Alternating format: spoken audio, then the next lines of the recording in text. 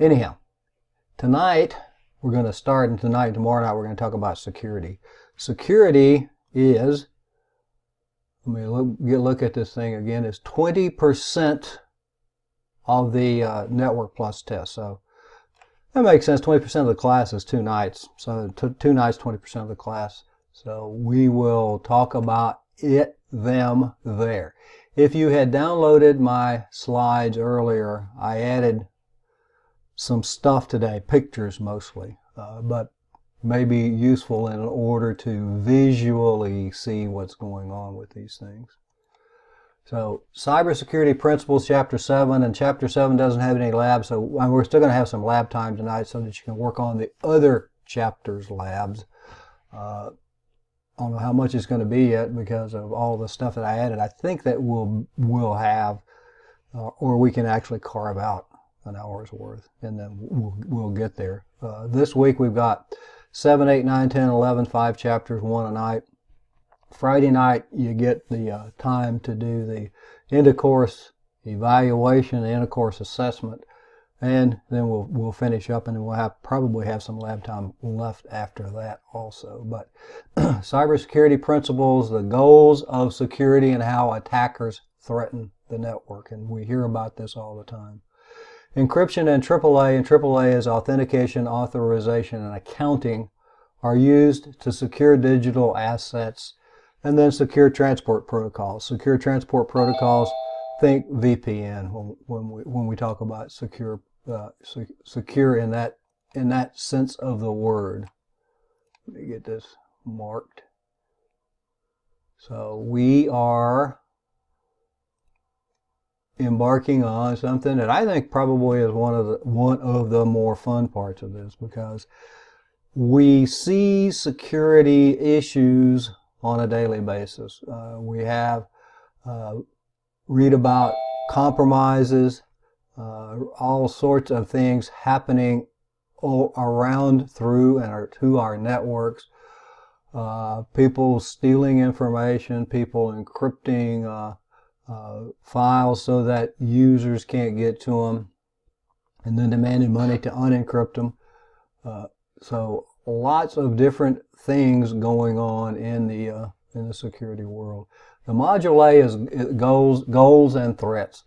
Security goals of confidentiality, integrity, and availability, the CIA of networking. And then how attackers threaten the networks. Security. When the network and TCP/IP in particular were built, networking was built, Microsoft guilty of this, and they were early in the game. When these things were built, they didn't think about security. They didn't ever think about somebody trying to steal information. They didn't ever think about somebody trying to lock up your information and demand money for you to have your information. So it was ignored, frequently an afterthought. IPv4 security is an afterthought. If we want to do things, we port the IPv6 technologies, IPsec in particular, to IPv4. A lot of the early protocols, processes, applications was the word I was looking for, use clear text passwords. And we see that telnet insecure, plain text password. FTP, insecure, plain text password. HTTP is insecure, plain text everything. And that's where these S's come in. With telnet, we have a whole different application, SSH. FTP, SFTP, and FTPS, depending on how you do the security, and then HTTPS for HTTP. So they assumed everybody was honest and nobody was going to be out there hacking the networks. But that didn't work out so well over time because we see compromises going on all the time, and you may have been the victim of one. I was caught up in the Home Depot one, and also in the DoD one, where they lost all of the records, the information about individuals from the personnel compromise that they had. Now, security, and a lot of you may be looking at focusing on security of cyber. There's a lot of jobs there. People are needed to do these jobs because it's still weak over time. Still a lot of issues, weak passwords, poor encryption, no encryption, shared passwords. And we set up wireless with a shared password. We have a pre-shared key. We call it pre-shared key. It's a shared password that people can get to the information. Shared passwords in this sense is somebody at a company sharing a password with another individual, not something that is obviously recommended. So the CIA, confidentiality, integrity, and availability. Confidentiality, that is, pretty straightforward. That it's kept confidential, it's kept secret, it's kept private. Availability, can I actually get to the information? And we hear about denial of service attacks and those sorts of things. And integrity is one of those. I'll try to do a little demo when we get to it. That is what I sent, is the email that I sent what the user actually got at the other end. So is the data, is the information that I sent, what I sent is what I sent, what you got, or did somebody change it in or out? And that's what integrity does for us. It allows us to create this thing called a hash to be sure that there were no changes in or out. So what's being threatened? And that's the big thing that we have to determine in security. What are we trying to protect? Is it theft, damage, an issue? Information is a vital asset. We have to determine what's stored and what's the damage if something happens to it. Where is it stored? And where is it stored is becoming a bigger and bigger issue as we go to more and more and more cloud computing. Because where is it stored? You don't know what the regulations are. Where is it? Is it here? Is it in Hong Kong? Is it in Vietnam? Is it in Switzerland? Where is the data center that actually has your data? And what are your privacy protections? Just because we have privacy protections in the U.S. doesn't mean that other places do. And wherever it's stored is where the laws, the laws will take place with these things. What if the server's hard drive was wiped? What would happen with that? The security core here again is the CIA triad. And we want to add some authenticity and non-repudiation to that. Non-repudiation means that you can't deny that you did something. You can't repudiate it. And we can do that with this thing called a digital signature that says, yep, I did it because my digital signature is on it. And it's related to the integrity, to the hashing that goes on. So what are these things? And this is kind of a little hokey image down here, but what risks? A risk is the chance that harm is coming to an asset. And down here in the picture, the loss is somebody's going to steal the rims, going to steal the wheels, going to break into the car, going to steal the car maybe even. A threat is anything that can cause harm to the asset. And the thief down here is going to be the threat agent. A vulnerability is a weakness. When we talk about vulnerable this, it's vulnerable to this, it's vulnerable to that, any weakness that the asset has against the potential threats. And the vulnerability down here is the hole in the fence. So we have the stolen rims is the risk, the loss of rims is the threat, the exploit is that you go through the hole in the threat agent, the thief is the threat agent, and then the vulnerability is the fence in the hole, the fence hole, the hole in the fence. We need, or the bad guys need, a vulnerability in order to attack something. If there are no ways in, no vulnerabilities, then we don't have those risks. And that's what updates are all about. That's why we have Windows updating every month with Update Tuesday.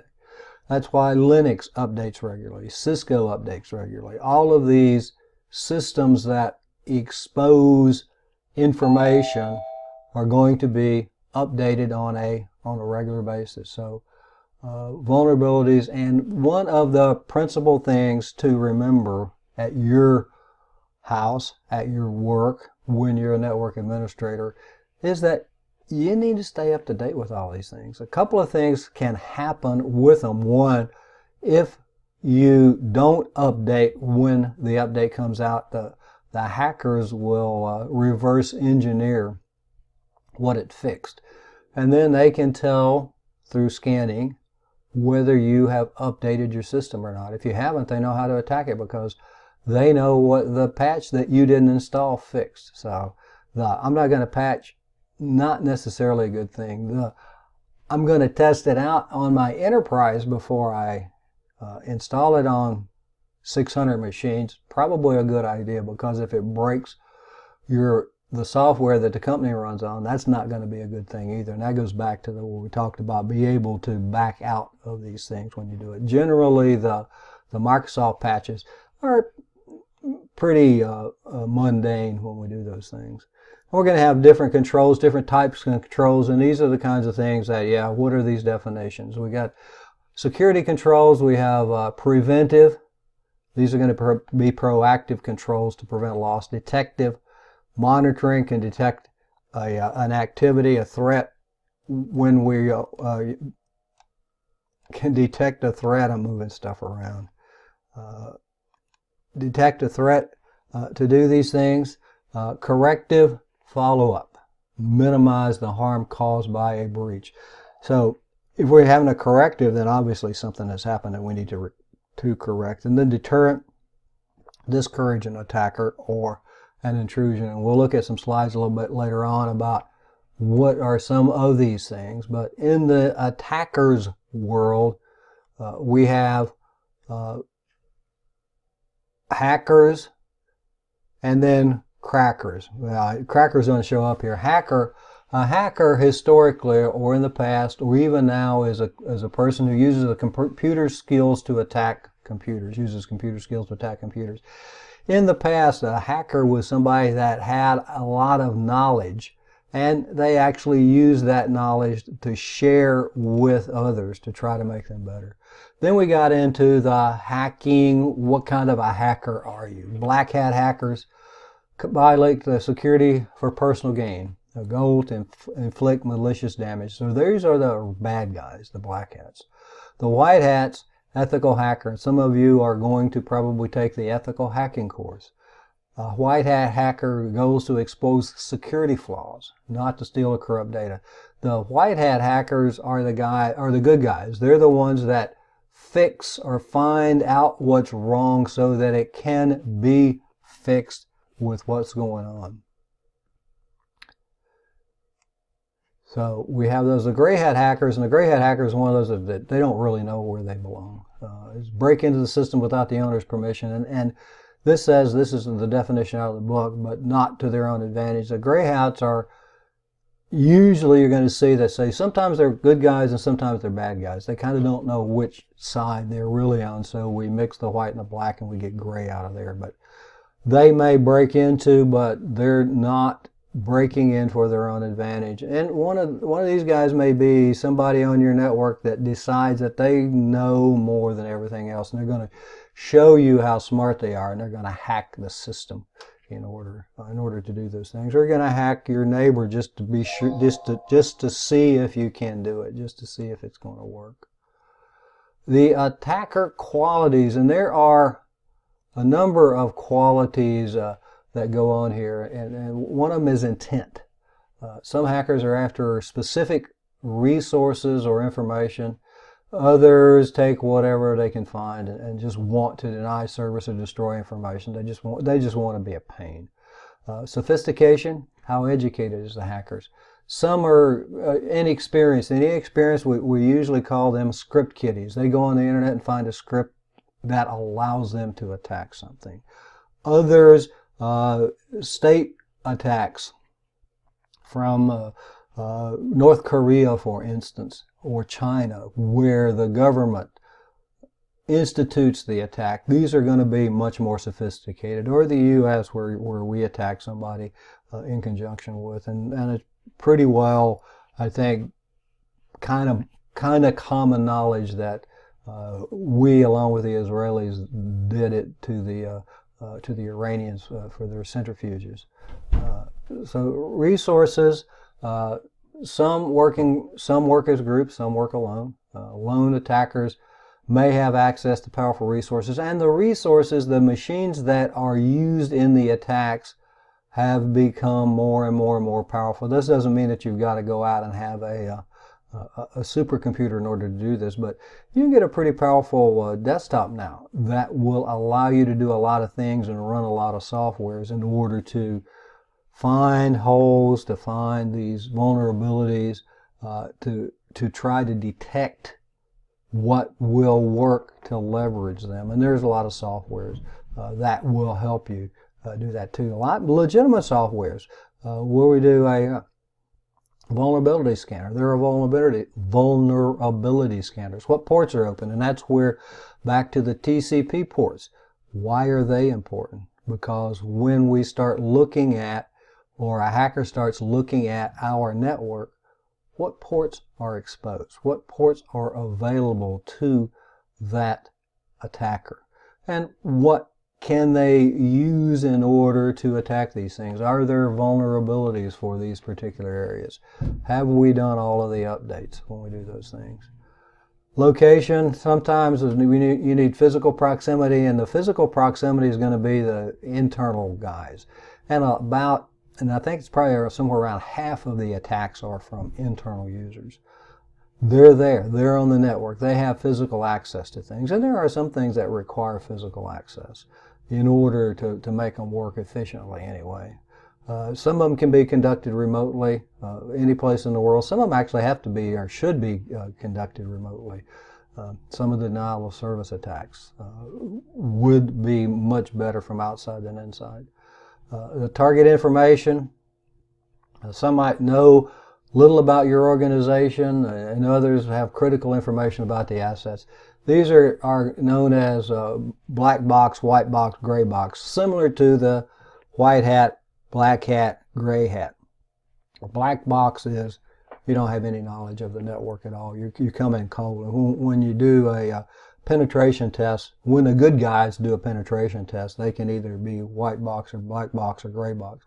White box, you have complete knowledge. Network administrator trying to do an attack against his own network, going to know where a lot of the weaknesses are. A gray box is, again, you have some knowledge, but you don't have complete knowledge, and you don't have zero knowledge in these things. The attackers could be insiders, employees, contractors, business partners. Over 48% of the breaches, insiders. That was close. Examples of insider attacks: a healthcare worker may publicize celebrities' records. And one of the more recent one was this was a DOD was targeting veterans, actually, disabled veterans, that a technician at one of the hospitals was stealing the information and selling it. So attackers, and this goes back, you've got to trust your people. What kind of clearances, what kind of investigations are you doing on these folks that are handling this sensitive information? Disgruntled over an upcoming job termination, and this is one of those. I've been watching this TV series, and they always tell these people that they're fired tomorrow, and then they do nasty things to the other people. But this is okay. We're going to fire you next week. Probably not a good idea. What I've seen that happens. One of the first things that you know that you're in trouble is when you come to work and your network account doesn't work. It's been disabled. It's been disabled, and then they get called in and say, we need to talk to you, all those things. Stock trader might conceal losses through fake transactions. That happened in Switzerland, and I think that the trader lost somewhere around, $4 billion for the company. And he would come in on weekends and put in fake trades in order to conceal his losses. Employees may be bribed into stealing data before moving to a new job, or stealing data in order to get the new job. They hire you, but we want you to bring the customer list along with you. or other things like that. And this goes back to passwords, but can users be bribed? They did a survey, and this was a lot of years ago now, in London, in the London subway, and many users would sell their password for a candy bar. So what are we going to do with these things? The attackers, the insiders, how are you going to protect these things? The insiders are really dangerous because they're going to have some knowledge, they're going to have a lot of time in order to do that. They don't have to do as much scanning from the outside to try to find a weakness to get into the network. They're already there. Attacks, which part of the triad is attacked? And we may be looking for any of those: confidentiality, integrity, availability, the CIA. Availability, can people get to the information? If you're running a website, and back to Amazon, I don't know if I've mentioned it before, but when they go down, they lose somewhere around $1 million a minute while the network's down. So availability is really critical to them. Which layer of the network is targeted, which part of the triad, which layer, hardware, protocols, applications, what's being targeted, what's being attacked. Forced access attacks, and then layer 8, we talk about the 7-layer OSI model. Layer 8 is going to be, you may hear it layer 8. Layer 8 is people. Social engineering, we're going to talk about social engineering here in a few minutes. Social engineering is basically I don't know, I always call it a used car salesman doing things. Forced access attacks, we're going to get a foothold. And a foothold is going to be the first step. It doesn't matter if the attacker has elevated privileges when they get there, or if they just have no privileges. The guest account in Windows, which has no privileges, they have a foothold. It's the first step. Attack the areas with no controls, Wi-Fi with no passwords. Open Ethernet ports where we just have to plug something in. Physical access be an issue here. Access credentials, a dictionary attack, dictionary words, and why don't a lot of sites allow you to use dictionary words? Because a dictionary attack takes minutes, probably under 5 minutes. Because all they take is a text file with a list of words, big list of words, and then run it through and compare it against the hash, and we'll look at hashes, that word again, of your password. Brute force attack is where they actually try all of the different passwords, different password combinations. Rainbow tables is something that can be downloaded. It's not illegal anymore. It used to be, but these things are huge. What they do is most passwords are stored as a hash. And a hash is a string of kind of nonsense. I have a hash simulator here. So if I find a hash tool. Wrong hash tool. What a hash tool does is generates a fixed length, had it covered up, a fixed length with whatever we have. I'm going to put a text string in and just pretend that this would be a password, and we'll do Mary had a little lamb.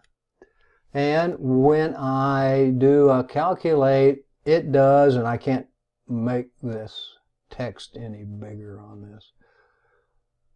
It creates this string of characters here. If I make any change, and I guess that what we can do is let's take a snip of it. So when we make a single minor change to this thing, and let's change the B from a lowercase to an uppercase. And that should have changed the world. And let me get this one over here. And do a copy here. And see if we can get them both into this. No, I can't. Yeah, I can. Or at least we can get part of them, both of them in here. So we look at the top one. This one starts out with 3E66. This one starts out with 7045E. So a hash is a string, a fixed length string. It wouldn't matter if I used more text here, just stuff. The length of it is the same. If I did a hash of War and Peace, it would look like this. If I changed one character in the book, War and Peace, it would change this hash. Passwords are typically stored as hashes. So, and that's why all of this to get back to rainbow tables.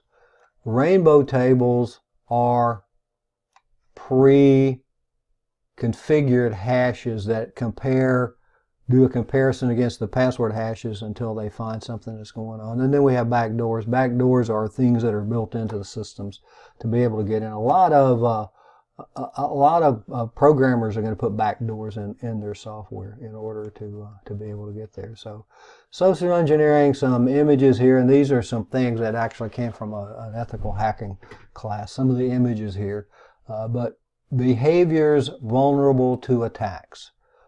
Human nature is trust. Ignorance about social engineering and its effect among the workforce makes the organization an easy target. What is social engineering? Who should you trust? What kinds of things do they do? You know, they send an email, and this actually happened one time. I sent an email to campus director or something about, you know, we're from IT and we're here to help, but we need your username and password in order to do that. So the campus director sent username and password, social engineering. You see those happen in emails all the times. Might threaten severe losses in case of non-compliance with their request. This is the whoever, the boss, the CEO, the deputy, the somebody, and I need to get in to my account right now and I forgot my password. So change it right now and change it to this. The threats to do those things. If you don't do it right now, you're going to lose your job. Or somebody calls up and says, oh, I'm Joe from whatever department and I'm on a trip and I can't get into my account. And I need to be able to get this presentation that's stored on the network and I'm getting ready to give it in 20 minutes and I don't have it. And if I don't do it, the company is going to go out of business. We're all going to lose our jobs. So I need your username and password in order to get onto the network. So we do those. They lure targets to divulge information, promising something for nothing. Sometimes they're going to create a situation, solve the situation to get your trust to do those things. Targets are asked for help, and they comply out of a sense of moral obligation. And some more on this. What do we have here? And social engineering, because we are basically trusting. People are trusting. Most common attack is the impersonation. This is the whoever, I need to do these things. Shoulder surfing, simply looking over your shoulder and watching what's going on. Dumpster diving, and it's just what it says. We're going to take information out of the trash. Piggybacking and tailgating are similar. Piggybacking is typically associated with participation of the authorized individual, and what these are somebody following somebody into something else. Tailgating is standing around at a door that has a cipher lock on it and waiting for somebody to go in and then going in behind them, doing those sorts of things. Phone impersonation.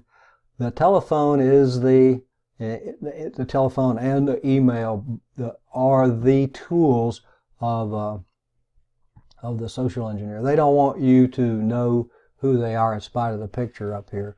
But this is masquerading, you know, I need you to help me, whatever it is.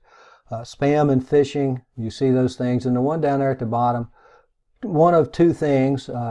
People are trusting, distractingly overworked, and uneducated about security principles, and the uneducated about security principles is probably true, whether you believe the rest of it or not. The other way of thinking about it, humans are naive, unobservant, lazy creatures of habit who are terrible at judging risk. So pick your own. Definitions here, and these come and go, and these are some, I said I've added some, and I've got some duplication, so hopefully I'll make things go a little faster. But social engineering is an attack that exploits human nature. Shoulder surfing involves looking over the shoulder of someone, working on a computer. Eavesdropping refers to unauthorized persons listening to an employee or other authorized personnel as they discuss sensitive topics. And you may have been in these, no, you weren't eavesdropping, but you overhear conversations that you don't want to or shouldn't hear. Part of the responsibility of this is to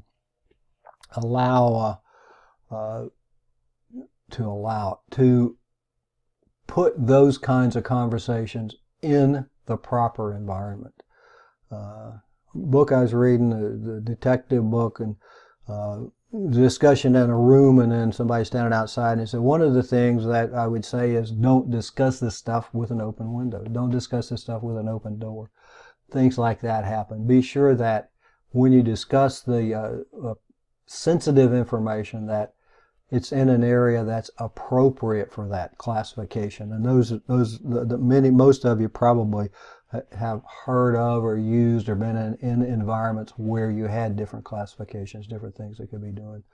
Dumpster diving, looking in the trash for sensitive information. And yes, people still do that. Tailgating, piggybacking, refer to entering a secure building by following an unauthorized employee. Piggybacking usually implies consent, whereas tailgating implies no consent from the authorized employee. Masquerading, convincing personnel to grant access to sensitive information or protected assistance by pretending to be someone who is authorized or requires access. And then phishing, email pretending to be from a trusted organization, and you probably get those on a regular basis from eBay or whatever. I got I guess a text or a phone call from a bank this morning. I don't have an accountant with it. I'm supposed to go and figure things out. And I was getting them via phone that said that I needed to call them to settle up with my student loans, of which I have never had one, and I got out of college 45 years ago, I guess. But those things, caller ID spoofing, and those are the really kind of fun ones. I got one of those calls. It was from my son's cell phone, but it wasn't him. So spoofing the telephone network to display the number on the recipient's caller ID. So there's no guarantee, even when you have caller ID, that that's the number that it's coming from. Hoax emails prey on email recipients, fearful and believe most information if it's presented in a professional manner. These hoax messages instruct the reader to delete a file system or to download a Trojan or a virus. Yeah, delete this particular one. This is from Microsoft, and Microsoft says that you need to do this. Those haven't been around a while, but to delete a file, and usually it's going to be an important file to do that. Spyware, adware, pop-up advertisements, pretexting, the use of a fictitious scenario to persuade someone to perform an action or give information for which they are not authorized. So we do those things, and this is social engineering. There is no patch for human stupidity. And the principal, authority, posing as an authority figure, intimidation, threatening a job or financial situation, and that's what they do with call us right now to resolve your IRS problem, or they're going to come take all your money away, close your bank account, take your house away, those sorts of things. Scarcity, car dealers do this, offering something rare or of perceived value. Scarcity, the only one you left, and I got the new advertisement where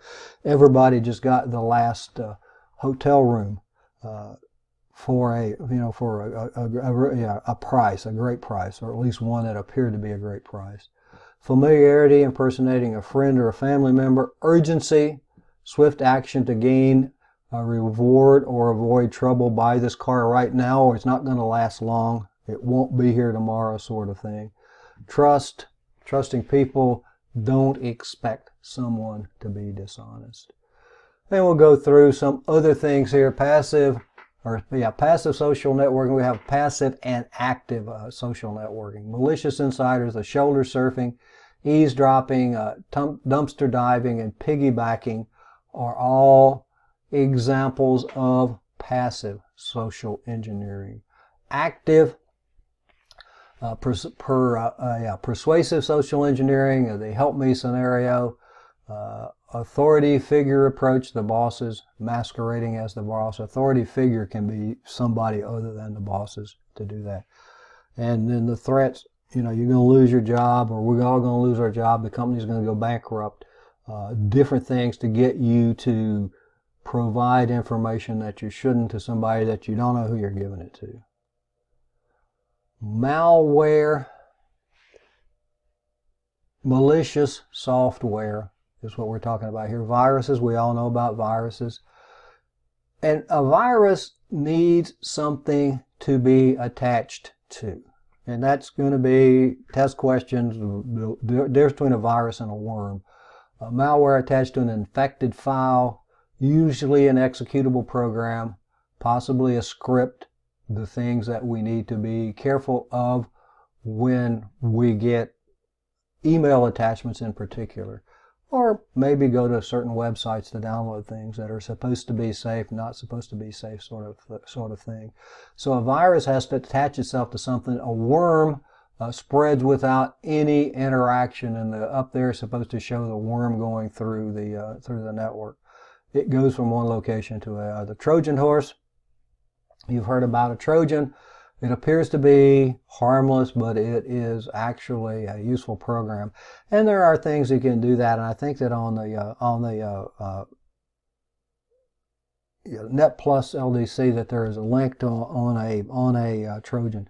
They go through building a Trojan. There's some softwares out there that you can do it with. It's a solitaire program, and when you do the solitaire program, it sends a software in that allows me to take, or allows somebody to take control of the computer. Antivirus softwares obviously are going to help with these things. A logic bomb is dormant until a specific event happens. We had one a few years ago called the Michelangelo virus that was supposed to activate on Michelangelo's birthday. So I always thought that, the way to avoid that one, just don't turn your computer on Michelangelo's birthday. But certain events are going to cause a logic bomb to detonate. The really dangerous down there, the rootkits designed to hide from antivirus software. They infect the boot sector and the core operating system functions, and then they can infect the BIOS. So they're not going to be in a position, in a situation to be detected by the antivirus software.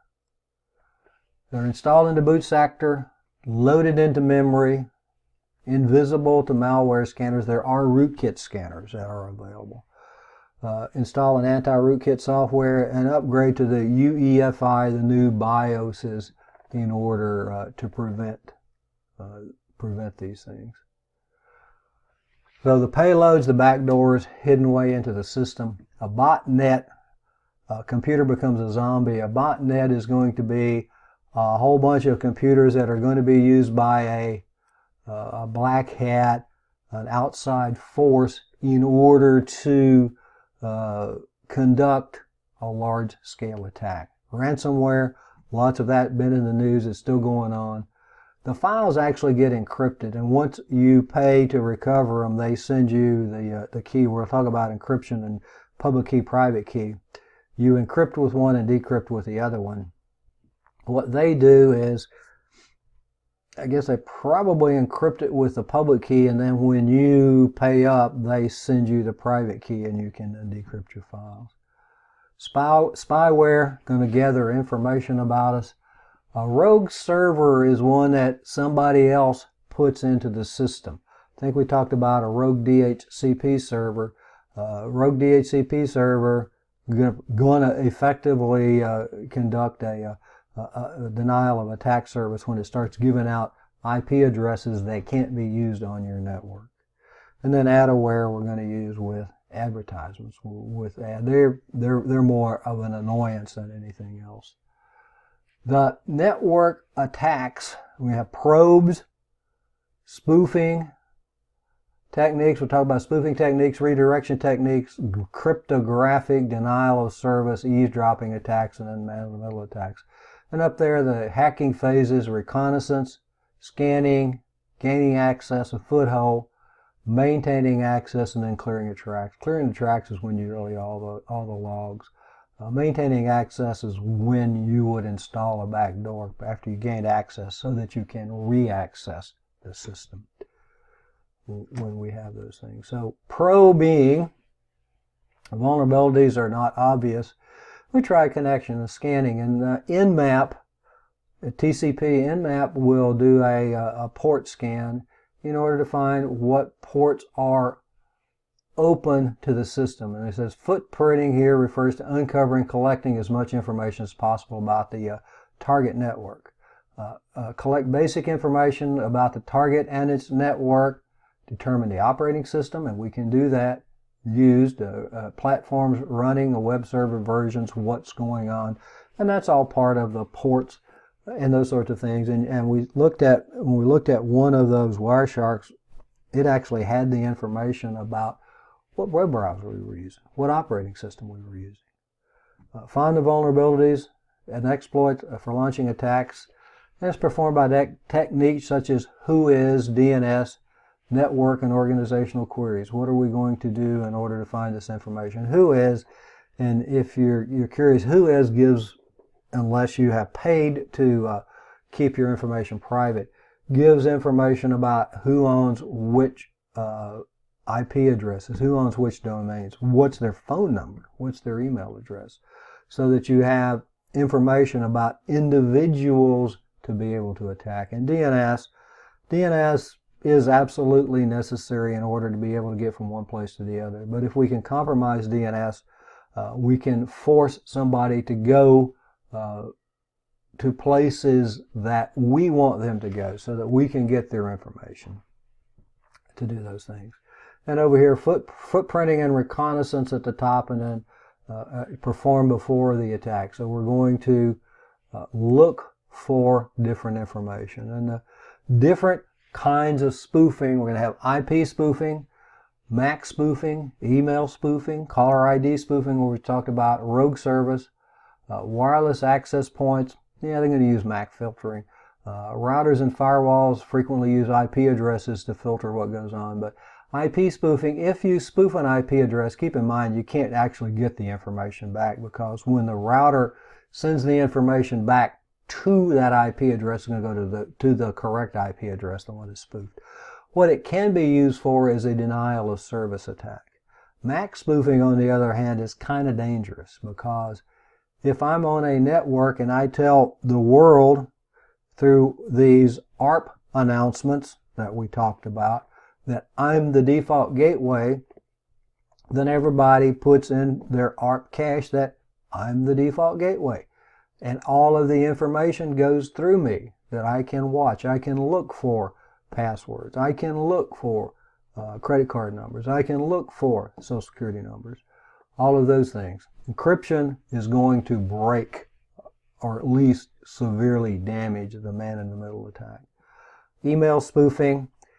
You see that it's from Amazon or whoever, and you need to click here in order to update your account information because there's been a compromise or something, and that is the compromise. And caller ID spoofing you've probably seen on a regular basis whenever calls come in to you from a lot of the robo guys. But the attacks, and we'll look at these slides, and these are just kind of images of what goes on. Man-in-the-middle attack with these things.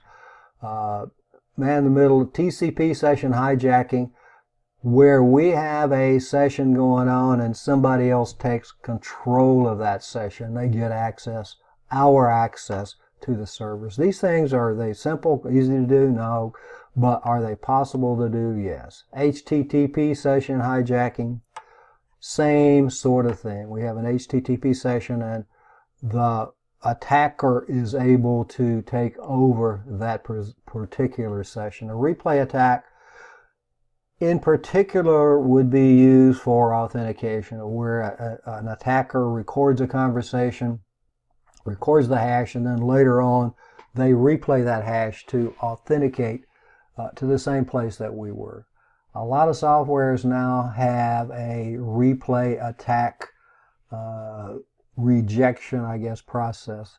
And it's really not that difficult. You put a timestamp in it so that if it's played at the wrong time, then it's just rejected at the other end. Replay attack, yeah, we get the information, we record the information, and then send the replay. IP spoofing, hiding the origin of something. We have the victim here. Amplification attacks are really what we're using for those things. A broadcast address. We did that in a couple of the demos where it went to all of the devices in that particular domain. But more particularly, I think we got it here in a second, is, actually I've got it later on, but DNS poisoning the real IP and the fake IP so that we get sent to the wrong DNS server in order to steal our information. So we've been going. Well, let's go ahead and continue with the security. The redirection, that's the previous slide here, the DNS spoofing or DNS poisoning in order to do that. Sending network traffic where an attacker can eavesdrop on it, where they want us to go. Forcing a target to connect to a malicious site that has malware. Tricking or targeting somebody into submitting information to a phony site that's going to look just like your bank. And that's where they've gone to if this image doesn't show, it's kind of a marking that, yes, this is really what you should get, what you should see when you're at the real site. So we have those things. Target submitting phony, exposing the target to other network attacks. ARP poisoning. ARP poisoning is a man-in-the-middle attack to where we keep sending to the information so that everybody puts it in their ARP cache that we're going to be the default gateway and all of the traffic is going to come through us. DNS poisoning, host file alteration. When we were talking about DNS, what we didn't talk about was this thing that is in all of the systems, the Linux systems, the Macs, and the Windows systems, called a host file. And it goes back to the beginning of the internet when there were 8 computers in the world. You could keep track of the IP address and the name, and we did that in this host file. The host file is still there. It gets read first. So if we can alter the host file, then we can overcome or bypass DNS, and we don't have to do the DNS poisoning to do that. Farming, domain hijacking, and then VLAN hopping. VLAN hopping is when we would go from, that's when we would leverage, and we talked about VLANs, I think, and the untagged VLAN, where we would get onto a VLAN that we weren't supposed to. You can also do it with a thing called double tagging, where ones get stripped off and then it gets put on the one that we want it to be on. Denial of service techniques, different methods to do those. Service request floods, so that we try to overwhelm a website. SYN flooding, we talked about the 3-way handshake. It's a great thing. It establishes the numbering system. It gives us security. It also gives us the ability to shut down a resource because we had the 3-way handshake, the SYN, the SYNAC, and the ACK. If we only do 2 of the 3, the connection never gets completed, but so that the system is still waiting for the ACK. And it never comes, and we fill up. It fills up the buffer that holds the connection information. ICMP flood, where we just flood with ping basically to go there. Peer-to-peer attacks, permanent denial of service, and then application level flood attacks.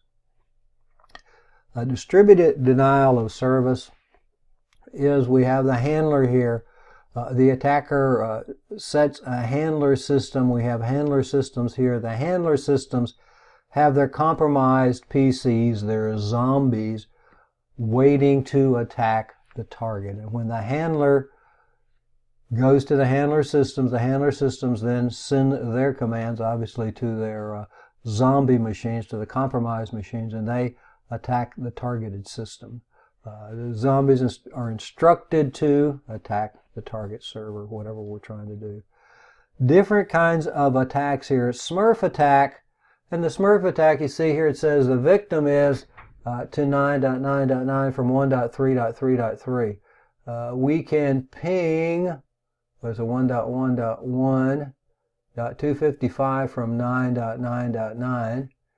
And what we do here is ping all of the devices in that network, broadcast address. They all then respond to the victim, and this is where the IP spoofing comes in, because we've spoofed the IP address of the victim, of the device that we're going to attack. It doesn't come back to us. So spoofed IP address is generally useful in the denial of service attacks, in the Smurf attack. And that's a term that you may want to keep in mind for, I don't know, probably here or maybe, or at least for Security Plus when we do those things.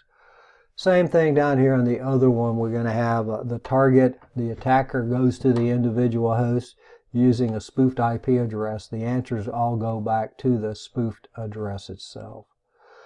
We have attacker, the zombie master, and then the bot herder out here, and then we have the handlers go to the zombie bots.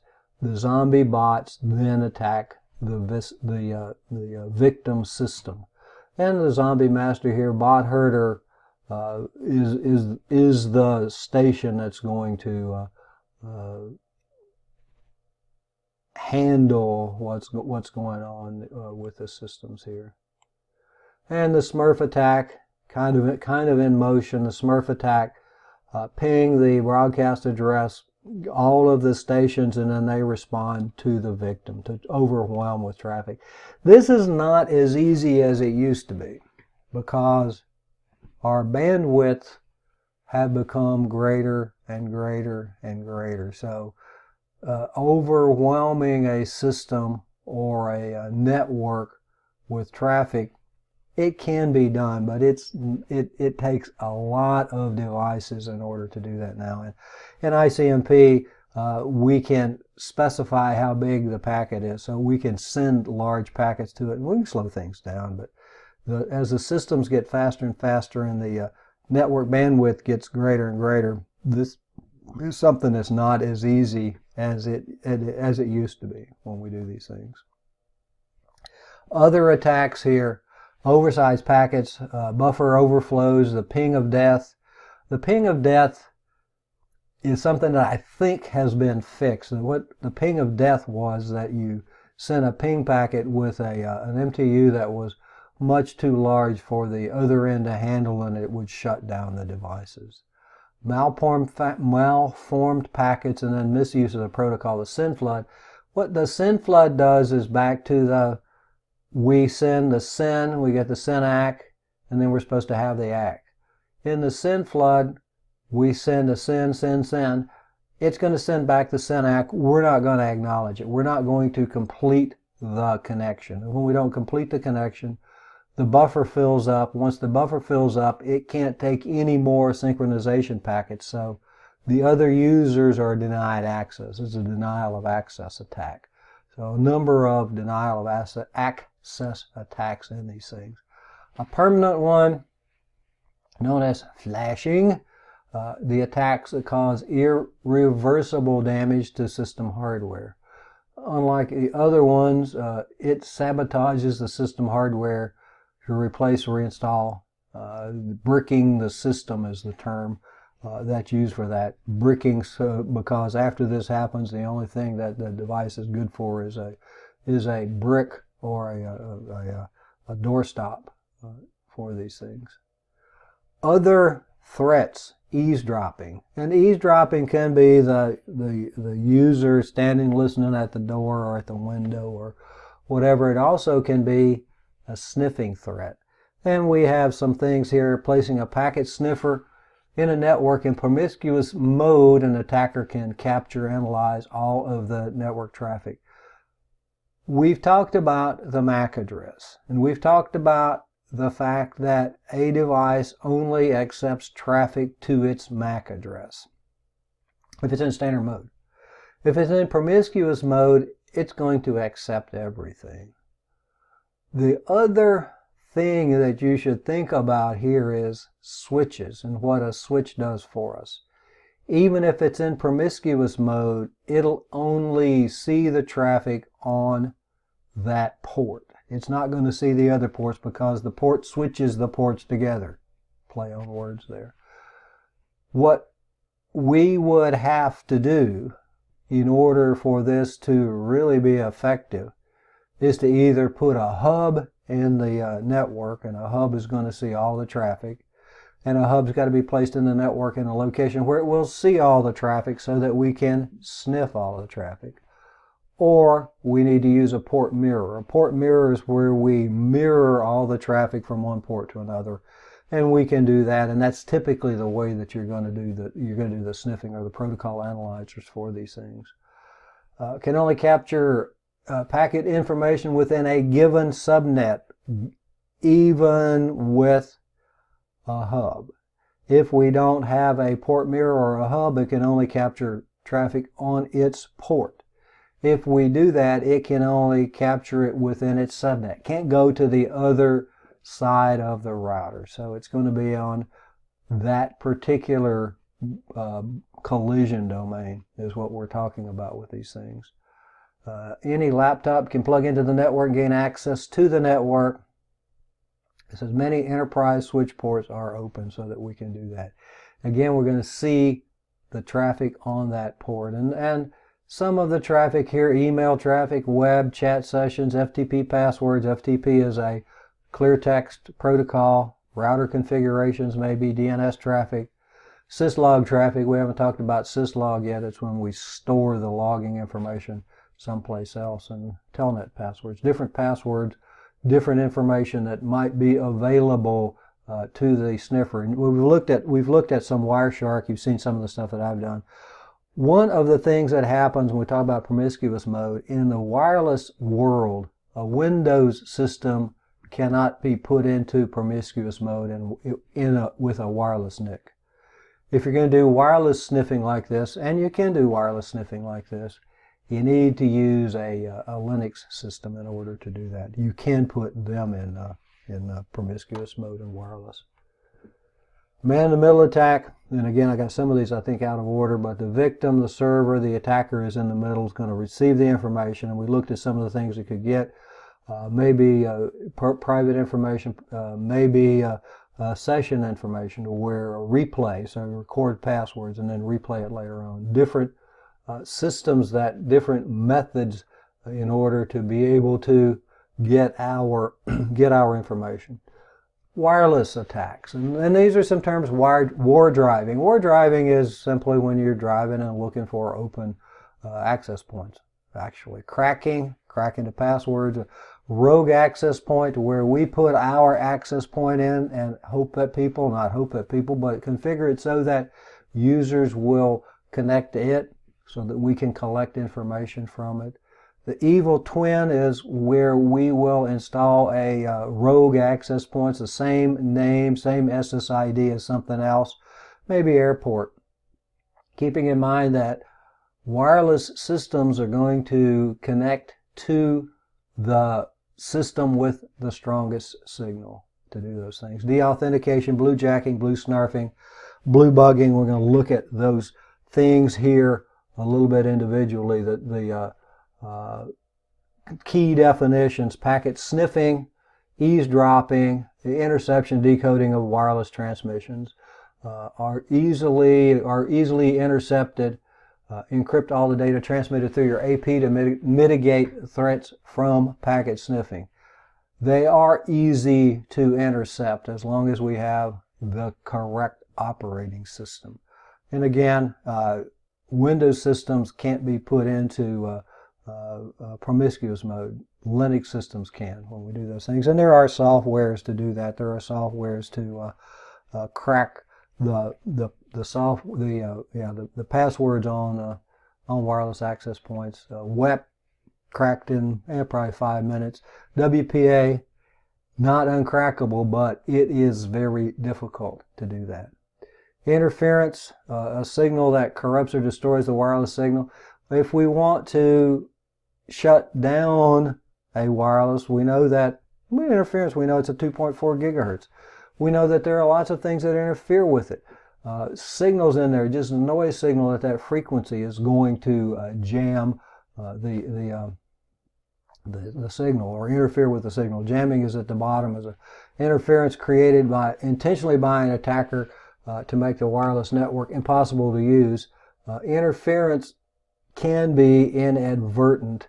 The microwave or the channel overlap, those sorts of things can affect those. A deauthentication attack, when an attack spoofs your MAC address and then tells the wireless network to disconnect you from the network.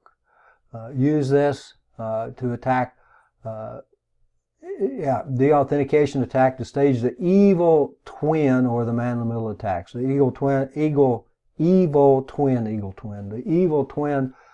because once we deauthenticate, get us off of our proper wireless access point or router, then we reconnect to the evil twin. Bluetooth, we know about it, the wireless personal area network, all sorts of things, printers, mice, keyboards, headsets, on and on and on. Two different types of attacks that you will see mostly: blue jacking, which is mostly an annoyance where they inject noises or whatever into your Bluetooth, usually into your headset.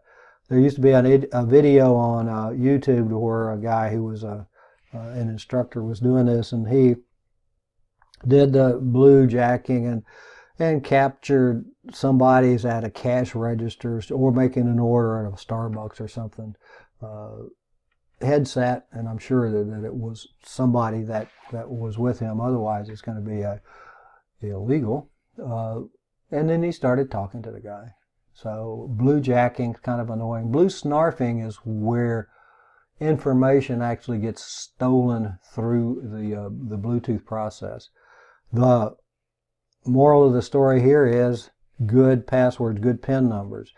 Protect the devices. Do away with the defaults, because again, with a 0000 default, as long as somebody hadn't changed the PIN number, we're still going to be able to get on to those devices. The evil twin attack here is, again, we have the two. We have the wireless access point, and over here we have the evil twin wireless access point. We're going to have a laptop here, and the evil twin, you notice, is a strong signal. And both of them have an SSID, a signal set identification of airport. So the evil twin and those things that we talked about, if we disconnect our guy, deauthenticate them, knock them off of the legitimate airport access point, when they reconnect, going to reconnect to our evil twin. They're going to have the same SSID. Objective is to send information through it so it can obviously steal information that goes on. You can sniff, phishing, or do man-in-the-middle attacks. All of those can happen with it. War driving, just looking for driving and looking for wireless access points. There's there's war walking, and there's war flying now. And this still goes on to attack devices. I mean, there's enough open access points that You probably don't need to do a whole lot of war driving or war chalking or war walking to do these things.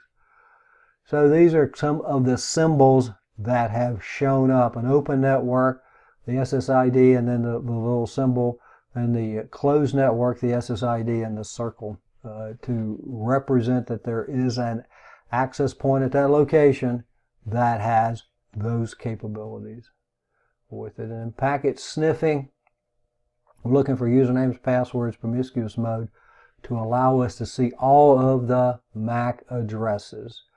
Blue snarfing, and they talk about snorting here, but blue jacking and blue snarfing. Snarfing, we're going to try to steal the information from the users. Okay, so now it is assessment time. And hopefully it's making some sense. You guys probably already know most of this anyway, because security is at the forefront of everything now. What aspect of security does a keylogger primarily attack? And we didn't talk about that one, didn't they? Choose the best response. A keylogger is a device that gets attached to your keyboard and logs all of your key strokes. And it can be either hardware or software to do those things. So knowing that, which would a keylogger attack? Okay, the confidentiality of what goes on. Okay. What kind of an attack targets a vulnerability you don't even have a way to anticipate? And I love it that they've done all these questions about things that they didn't put in the PowerPoint. So if we didn't know about it, what do you think it would be? Actually, this is one of those that you should be able to answer by what you know it's not. We talked about a distributed denial of service attack. Well, that's not a vulnerability that we didn't know about. And Michael's got it there. Man-in-the-middle attack, we talked about that. We talked about spoofing. So the only thing that's really left in here is a zero-day attack. And a zero-day attack is something that was unknown until now. It's been there since the 0 day, since the day that the system was introduced, and it's just been discovered. Has not been updated yet. So you receive an email about a new feature for an online service you use, and click the link for more information. Just before you sign into your account, you notice the URL is wrong. It's actually a different site. Let's see, actually it's a different, where we go, I lost track. Just before you sign in your account, you notice the URL is wrong. It's actually a different site to imitate the one you belong to. Wow, that's a lot of words there in it. What attack were you targeted by? Choose the best response. Now let's go with phishing on that one. Phishing is emails. Typically, spoofing is when we make something look like something else to do these things. What kind of attack is most likely when you're doing sensitive work on your laptop at a coffee shop?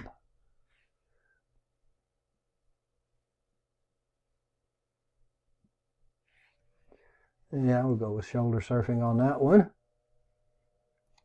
So on this one, I'm trying to make this a little bit bigger. A user logs in to their computer and is presented with a screen showing the Department of Justice logo, indicating the computer has been locked due to the user being in violation of federal law. The screen gives several details of the violation and indicates that the user must pay a fine of $500 within 72 hours, or a warrant will be issued for their arrest. The user cannot unlock their system. What type of malware is likely infecting the computer? $500 fine, and you got to pay with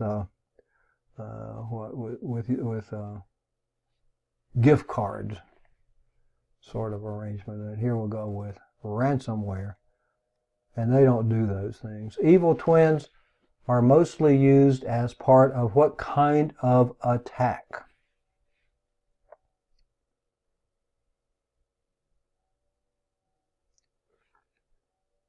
There we'll go with B. There are too many B's here.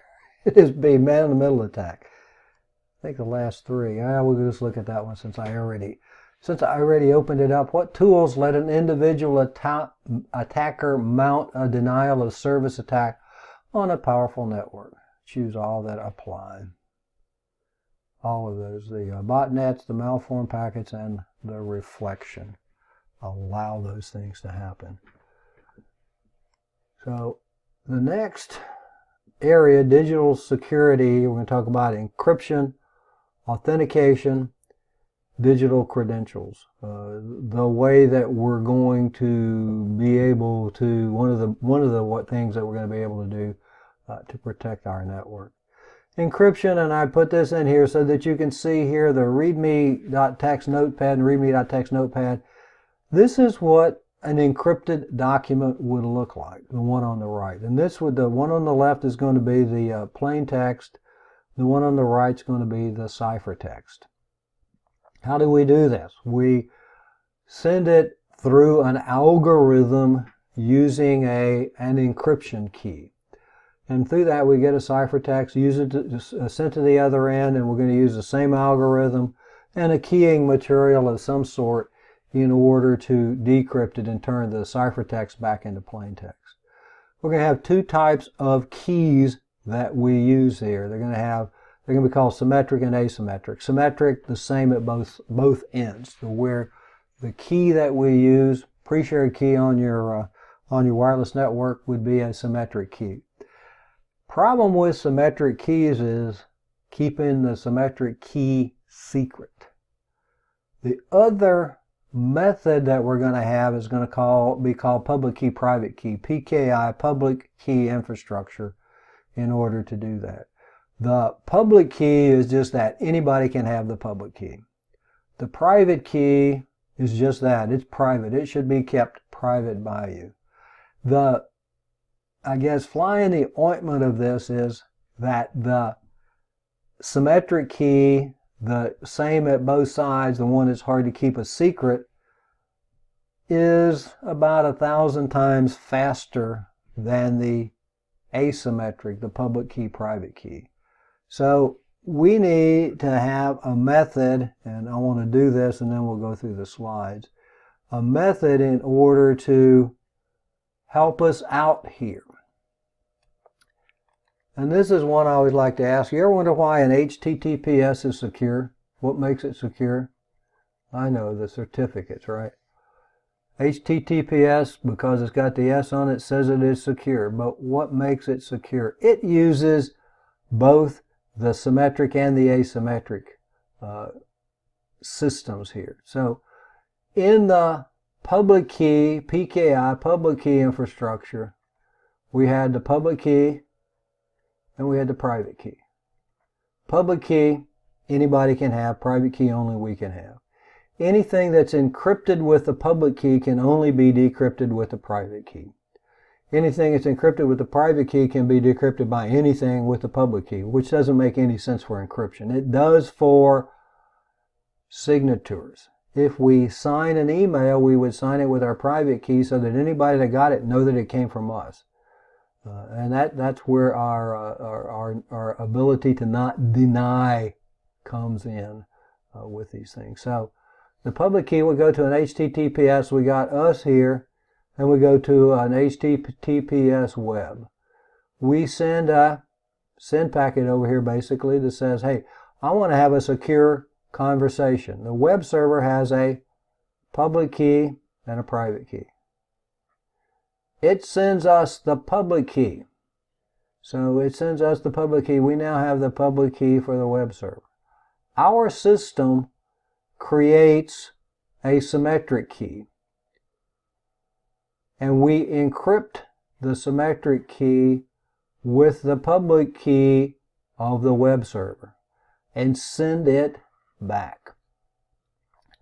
The web server then decrypts the symmetric key, the pre-shared key that we've encrypted with its public key, with its private key, because anything encrypted with a public key can only be decrypted with a private key. And now each of us have the symmetric key, and we can use the symmetric key in order to have the HTTPS conversation, in order to pass the data. Whenever we get done with that session, it can be called a session key, it's destroyed. And you will see the little pop-ups, I think, when you do this. It says, okay, yep, the session's over. We think that it's been destroyed, but to be safe, close your browser. And when you close the browser, that ensures that that particular key has been destroyed. Other advantage to this, if somebody is able to intercept, man-in-the-middle attack, and eventually crack that session key, they only have access to that session. They don't have access to the other stuff, because every time we have a new session, we have a new session key, a new symmetric key, in order to send the information back and forth quickly, more efficiently, I guess would be the word that we'd use. The symmetric key, effectiveness depends on the key quality. Can you keep a secret? And I talked about that. Is there assault? And assault is random characters that get put into the system. Linux systems use assault, which makes it more difficult to try to decrypt or to recreate the hash, because these things are going to be stored as hashes if they're off of the system. We have stream ciphers and block ciphers. A stream cipher encrypts 1 bit at a time, or one block, or 1 frame at a time, I guess. A block cipher encrypts a block of information at a time. So a stream cipher is a stream of data, streaming data, 1 at a time, gets encrypted with a stream cipher. Block cipher encrypts a block of data. The block ciphers are going to be faster to do the encryption and the decryption. The algorithms, and I've tried to put some images in here that sort of show what's going on. The one is 64-bit plain text, DES. It says it's a 56-bit key. That one up at the top is a DES. It uses a 64-bit. It uses 64-bit encryption. It uses a 64-bit, 56, 48-bit. No, it uses a 56-bit key. 8 bits is used for overhead. It uses 16 rounds of encryption, so it goes through the process 16 times. DES, which is the data encryption system, has been compromised. It is no longer considered secure at all. And it's fairly weak, 56-bit. So they said, you know, this thing is pretty weak, so if we do the process, and they started out with 2 times, with 2 different keys, it'll be twice as strong.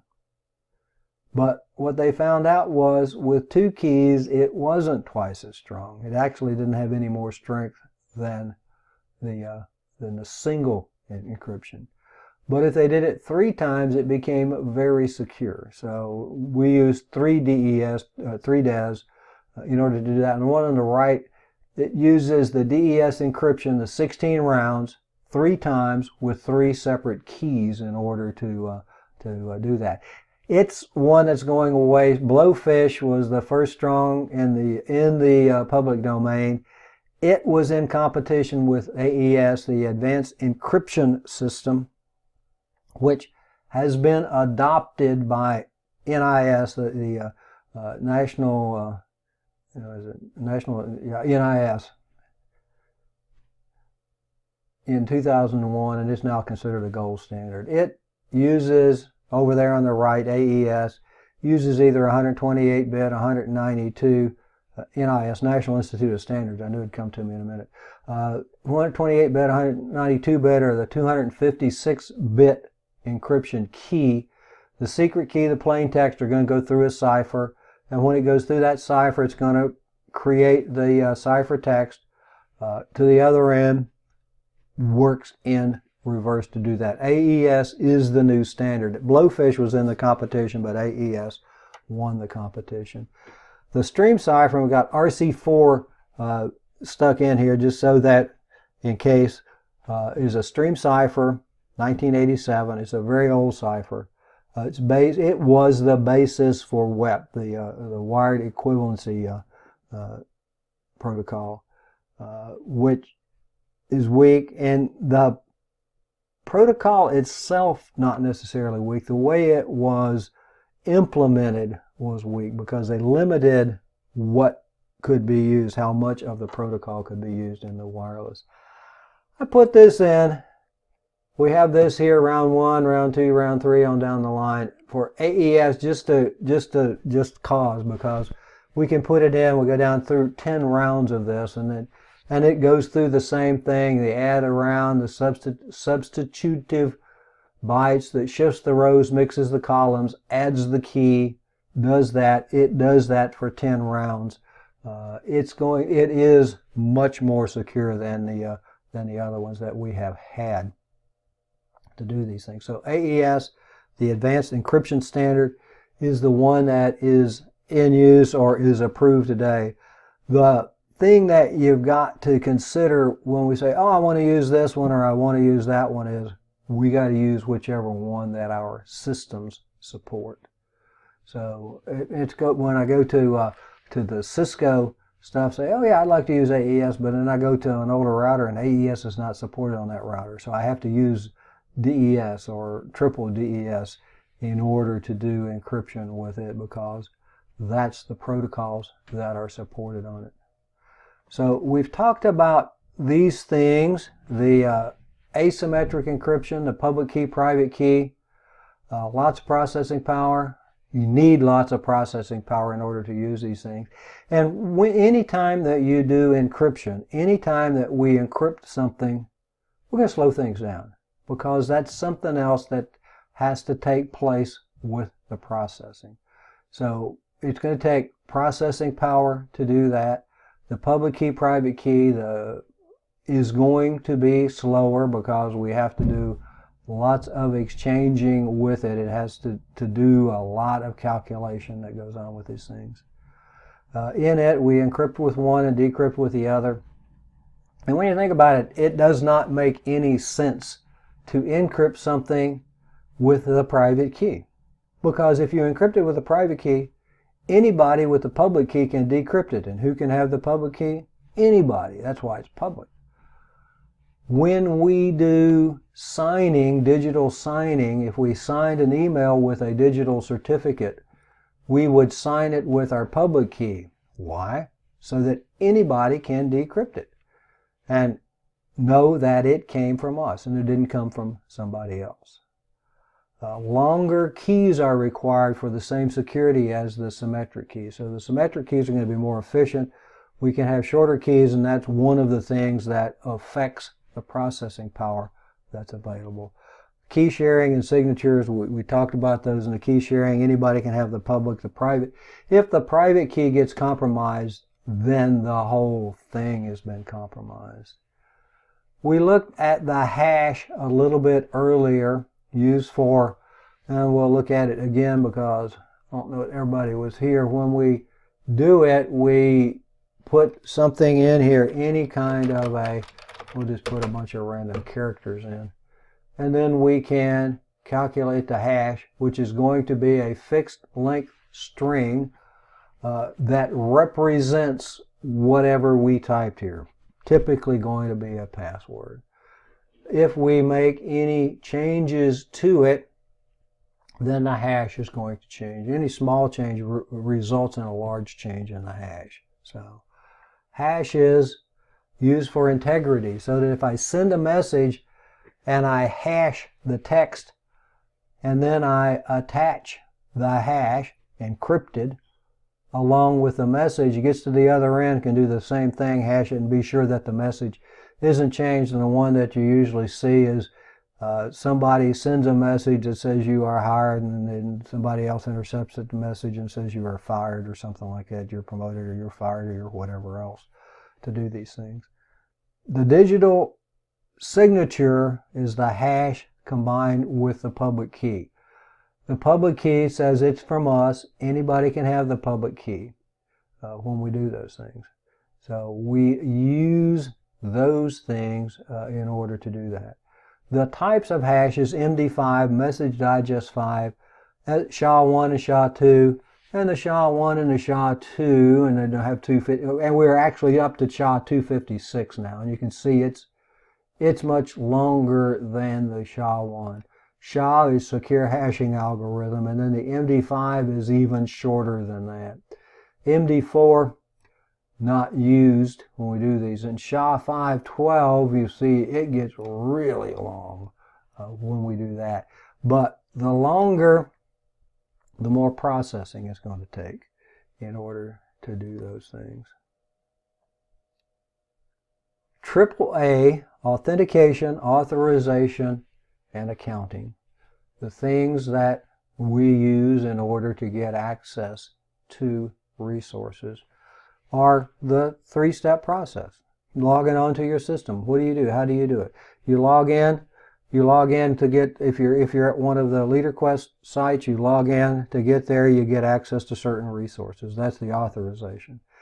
There is logging. If you miss your password, it's going to be logged that you missed the password. And how many times does that happen? That's one of the ways that you may be able to detect that a brute force attack is taking place, that an individual or an account keeps trying different passwords and they're not working. Typically what's going to happen is you'll have a policy configured that says after so many misses, then we're going to lock the account. So that's a different way to take care of those brute force attacks. The authentication factors, and we're going to have single factor, two-factor, and multi-factor authentication. Single factor is something you know, password, username, password, maybe a PIN number. Something you have, could be a smart card, key fob. Inherence, something that you are, your fingerprints, your iris. The other ones, and these are kind of new, is something you do. And something you do, maybe like your signature. What is your signature like? And when they do the signature, it's not just the shape of the letters. It's how what pressures that you have, how fast do you do it. Maybe you're typing. Everybody does everything in a little bit different way. And another one is somewhere you are. You may only allow, and I think that probably some streaming services do that you can only stream certain things if you're in the U.S. And that's what people are trying to do, VPNs, to make it look like they're in Europe, because if they're in Europe, they can get this particular stream. But somewhere you are, you've got to be at a particular location, at a particular set of IP addresses, particular host maybe, in order to be able to log into a network, in order to do different things. So different authentication factors that are available to us. So something you know, something requires us to supply something we know, username, password, PIN, those sorts of things that you use all the time. And this one shows, and it's got the password posted here, and yes, people actually do that. I have seen that. Usually non-technical people they put the password under their calendar on their desk, top desk drawer, different places that it happens. But when they post it on their monitor with a sticky, that's the worst. And it is a very dangerous situation for your network. The other one is something you have. A digital certificate, smart card, security token, different things. The smart card actually has a digital certificate embedded in it. That's what actually gets read to identify you. User displays something in their possession to authenticate.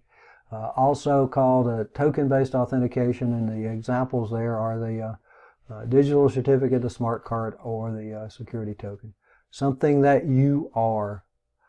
physical attribute, hand geometry, palm scans, retinal scans, iris scans, facial recognition, heartbeat recognition, and then the one that's shown there but not listed, fingerprint. The fingerprint is one of the primaries, and you guys may have, many people have, a laptop or that uses a fingerprint in order to authenticate you to your system. Each of those individually are a factor. If I had a two-factor, I would need something that I know and either something that I am or something that I have. So I could use a username and password and then a digital certificate or an iris scan or a fingerprint. What you're usually going to have is something that we have, a smart card, you swipe it, and then you're going to put in a PIN, something that you know. But the single factor is one. If I had a username, password, and PIN, that's still a single factor because it's all something that I know, not something that I have or something that I am. If I use, a facial recognition and a fingerprint, it's still a single factor. Expensive single factor, but a single factor because it's only one thing that we have. Two-factor actual examples include an ATM card and a PIN, a physical token and a password and a fingerprint scan, a physical key, and an alarm passcode. Get into your house if you have an alarm system. It's a two-factor. You have the key to get in the house, which is going to set off the alarm unless you know the passcode in order to get into the house itself. So two-factor authentication. Multi-factor is when we would have more than two factors that we use for authentication for highly secure areas to do these things. Other possessions, security tokens, hardware tokens, stored from physical devices, USB, key fob, Bluetooth, software tokens. What these things and these numbers here on this thing are, says secure ID. This is going to be a one-time password that the device has to be synchronized with the authentication server, so that we're going to use this one-time password, which is only usable for about a minute when you do these things, in order to be one of the factors, maybe the only factor, but maybe an additional factor to get authenticated.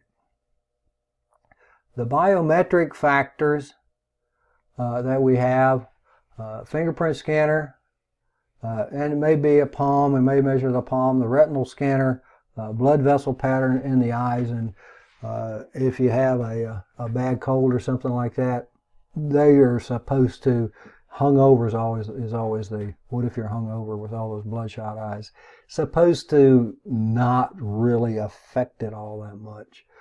Iris scanner, fine patterns of the iris, facial recognition, face to a photo, and all of these things are not perfect. You got to remember that they're going to be digitized, so there's going to be a margin of error for these things. They can be fooled. The fingerprint scanner, depending on how sophisticated it is, maybe just would be the Scotch tape and a fingerprint that you put over it. If it's a sophisticated one, it's going to maybe check for temperature or check for a pulse in the finger. So how sophisticated are these things going to be? And voice recognitions, and down there at the bottom, the scanners can be fooled because all of this is digitized to be able to do a comparison with. Digital credentials, digital certificate. Digital certificate, we have those on our machines. And let me see if I can get one up here. Let's see, what is certificate?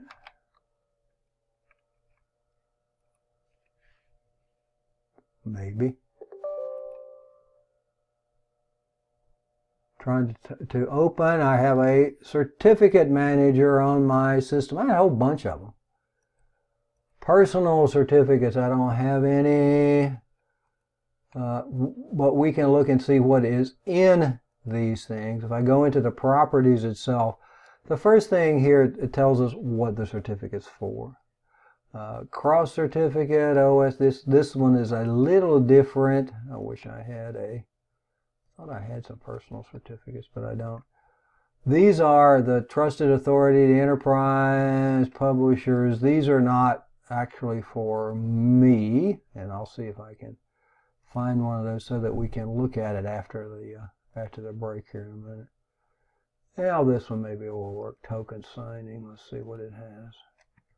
No. The ones that are used to verify the certificates are a little bit different than the certificates themselves.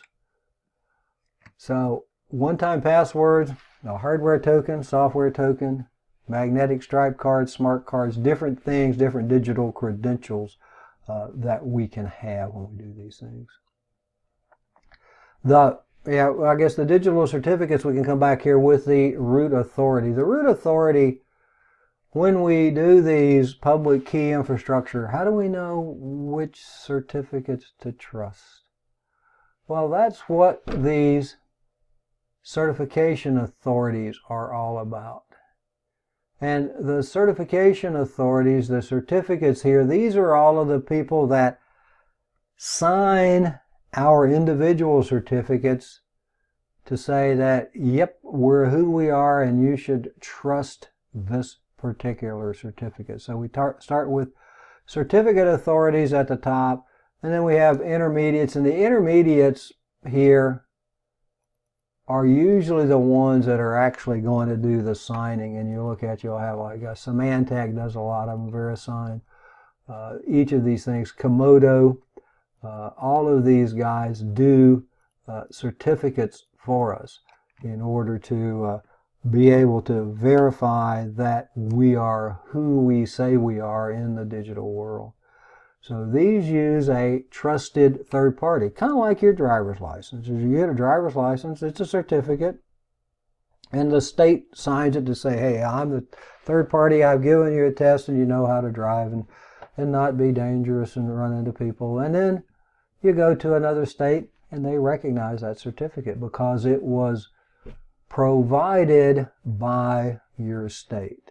So we have the root authority, the intermediate certificate, and the intermediate certificate might be like the individual states issuing driver's licenses, the certificate that allows you or authorizes you to drive. The other system that we have down here is this thing called a web of trust. A web of trust is used by a piece of software called PGP, which stands for Pretty Good Privacy, which was a very secure system. It used to be an open source system, and it was designed for use for free in third world countries, so that the people that were not pro the dictators could encrypt their emails and have some sort of privacy. It's since been bought out, but what the web of trust is you have to post your public key someplace. Public key, anybody can have it. You can email it, you can put it on a website.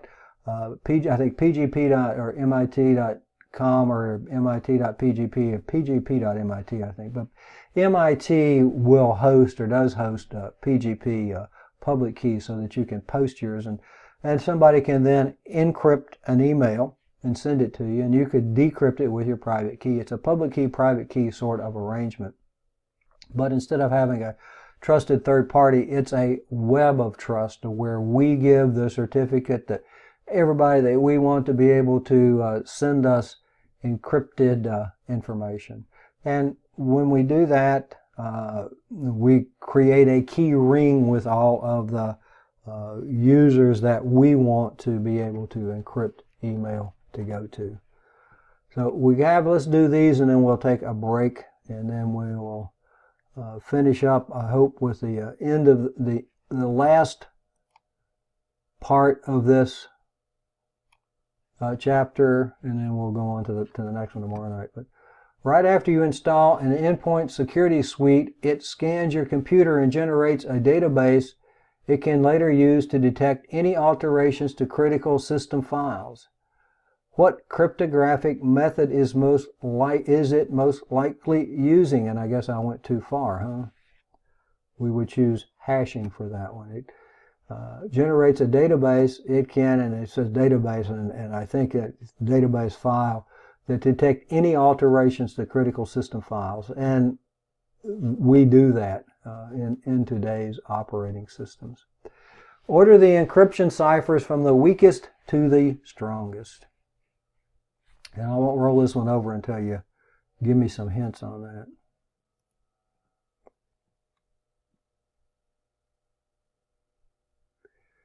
We got D, A, C, B, and we'll have D, A, C, B. D, E, S is the weakest, and it's the one that's not considered secure anymore. Triple DES, yeah. Blowfish and AES were in a competition. AES is considered stronger. Blowfish actually goes with a key length, I think, up to like 480 bits. So it can be a very secure system. What are good examples of two-factor authentication? Credit card and a photo ID, credit card and security code, credit card and a signature, password followed by a security question, password followed by a PIN texted to your phone.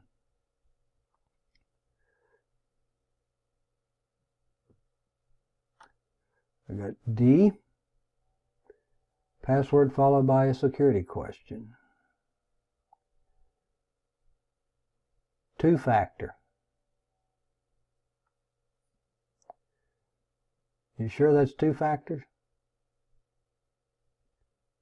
Password, something that we know.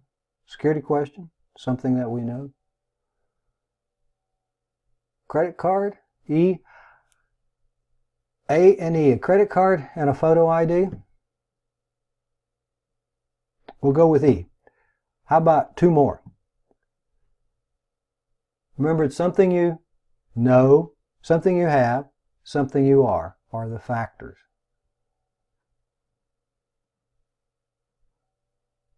So I guess I'm picking on people, but I don't really mean to. E, B, and C. B and C, a credit card and a security code. And a security card and a signature. Credit card and a security code, something we have, something we know. Credit card and a signature, something we have and something that we do for this one. And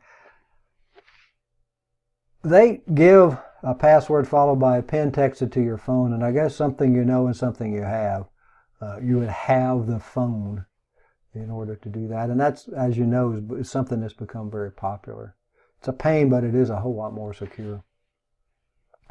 What AAA element specifies the exact resources a given principal is allowed to access? Choose the best response. We'll go with authorization, what we can do with those things. You've been asked to plan a mobile authentication system using a biometric factor. Which of the following would be appropriate? Choose the best response. And I guess choose the best two responses. How's that? A and B, facial recognition and fingerprint scanning. Geofencing is one of those where you are things. If you're inside a particular area, you can do it. Otherwise, it doesn't allow you to. What would you find in a PKI certificate that you wouldn't in either a Web of Trust or a self-signed certificate? And you can have self-signed certificates, but they're going to show up as red when you go to someplace. And CA is certificate authority. That's a good hint, huh? So it would be the certificate authority that signed it that said, yep, this is good. And when you go to places, some of them are just kind of regular and some of them are green. And the green ones are the ones that, let me see if I can find some here.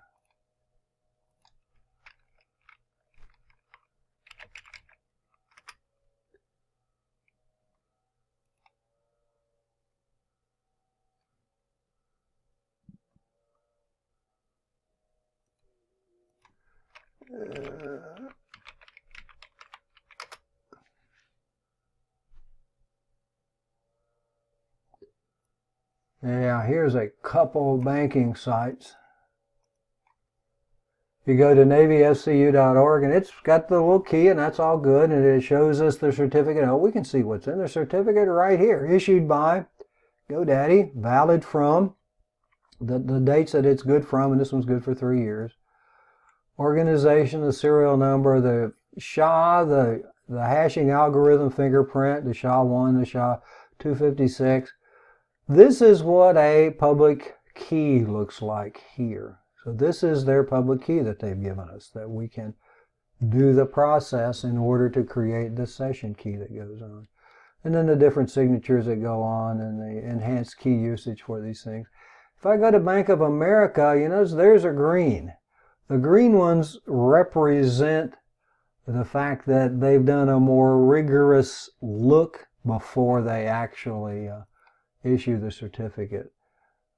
Should I trust? We can view the certificate. It's going to be the same information, valid from 2019. This one's only good for a year, and you'll find that sometimes that you go to a website and it's invalid. You can look at the certificate to see why it's invalid. Okay, it expired yesterday and they haven't got the new certificate up yet. That could be. So this one's got the locality and the country, the serial number, the fingerprints here, and we have the public key again to do these things. So that's what's in a file, in a certificate when we look at those things. And the green one's a little bit more extensive look at being sure that you're issuing it to the right users, because that says, yep, this site is what it claims to be. So the next one is transport encryption, and we will do that after a break. How about we take a break and come back at 20 past the hour. Questions or comments?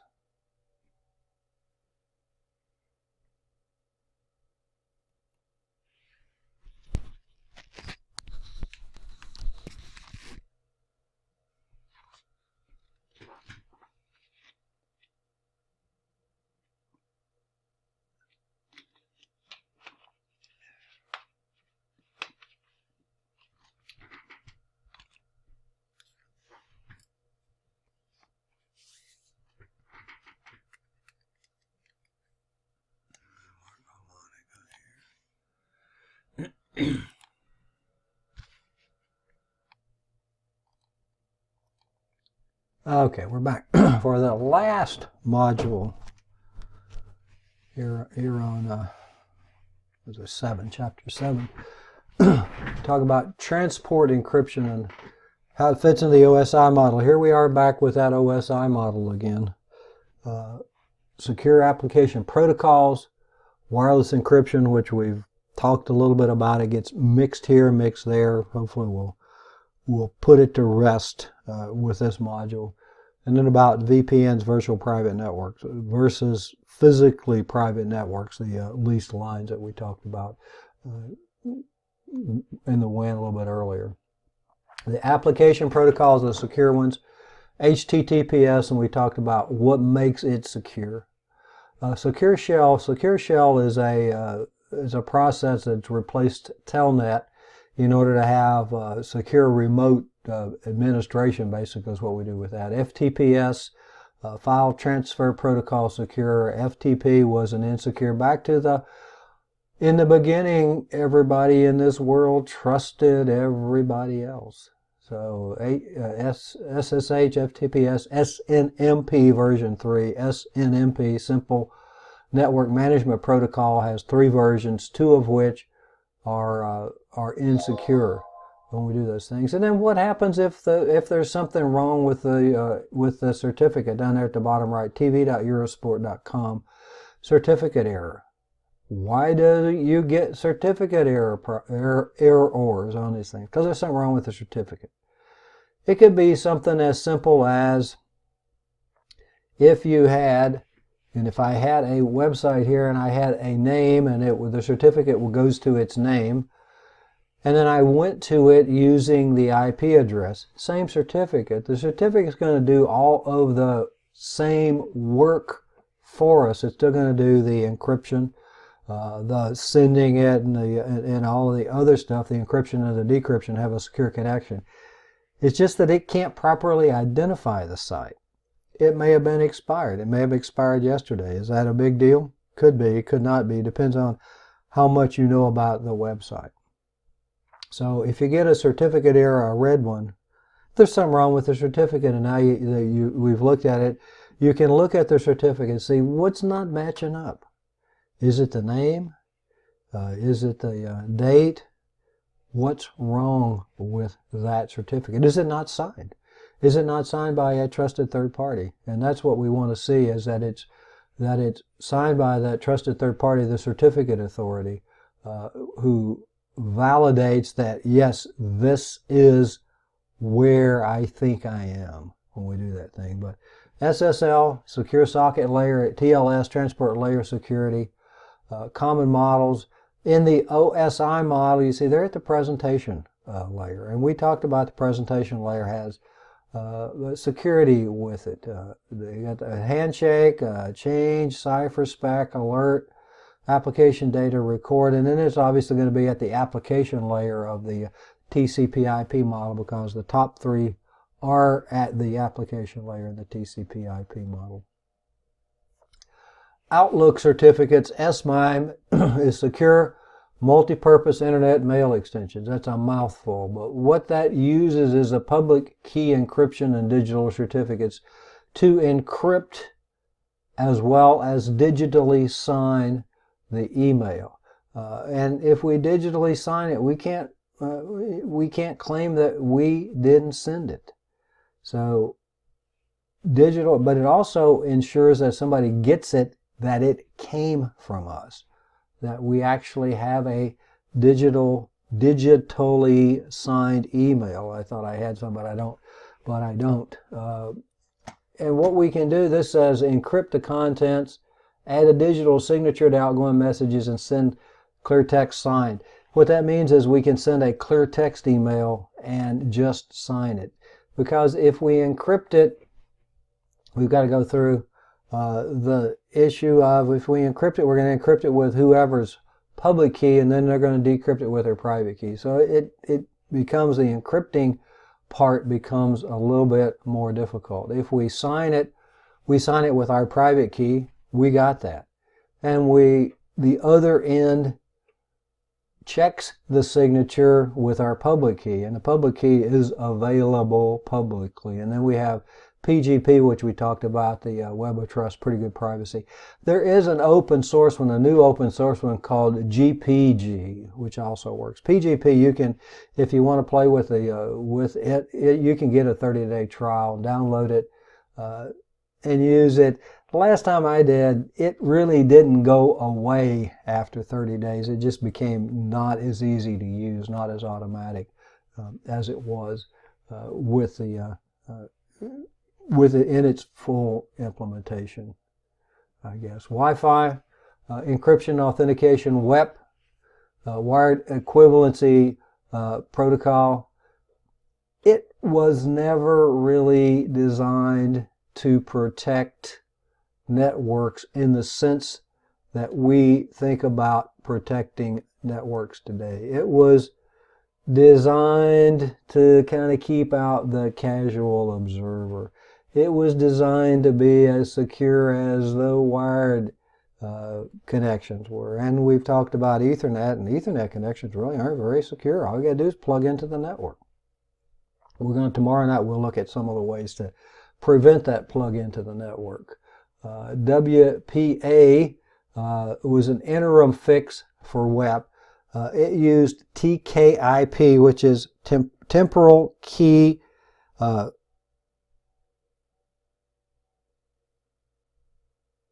interface protocol, INT, temporal key protocol. Temporal key is a temporary key, and what this one does is it mixes a secret key with an initial vector, replay protection, and sequence counters message integrity. what it does is uses a different key for each of the transmissions. So it has a continually changing key with it. WPA2 was the final version, and its protocol is 802.11i. 128-bit encryption, AES, CCMP, counter mode with cipher block chaining. And what the cipher block chaining does is, after we get an encrypted portion of the message, a cipher portion, it uses that as part of the key for the next transmission. So it chains the message together using the cipher text in order to do that.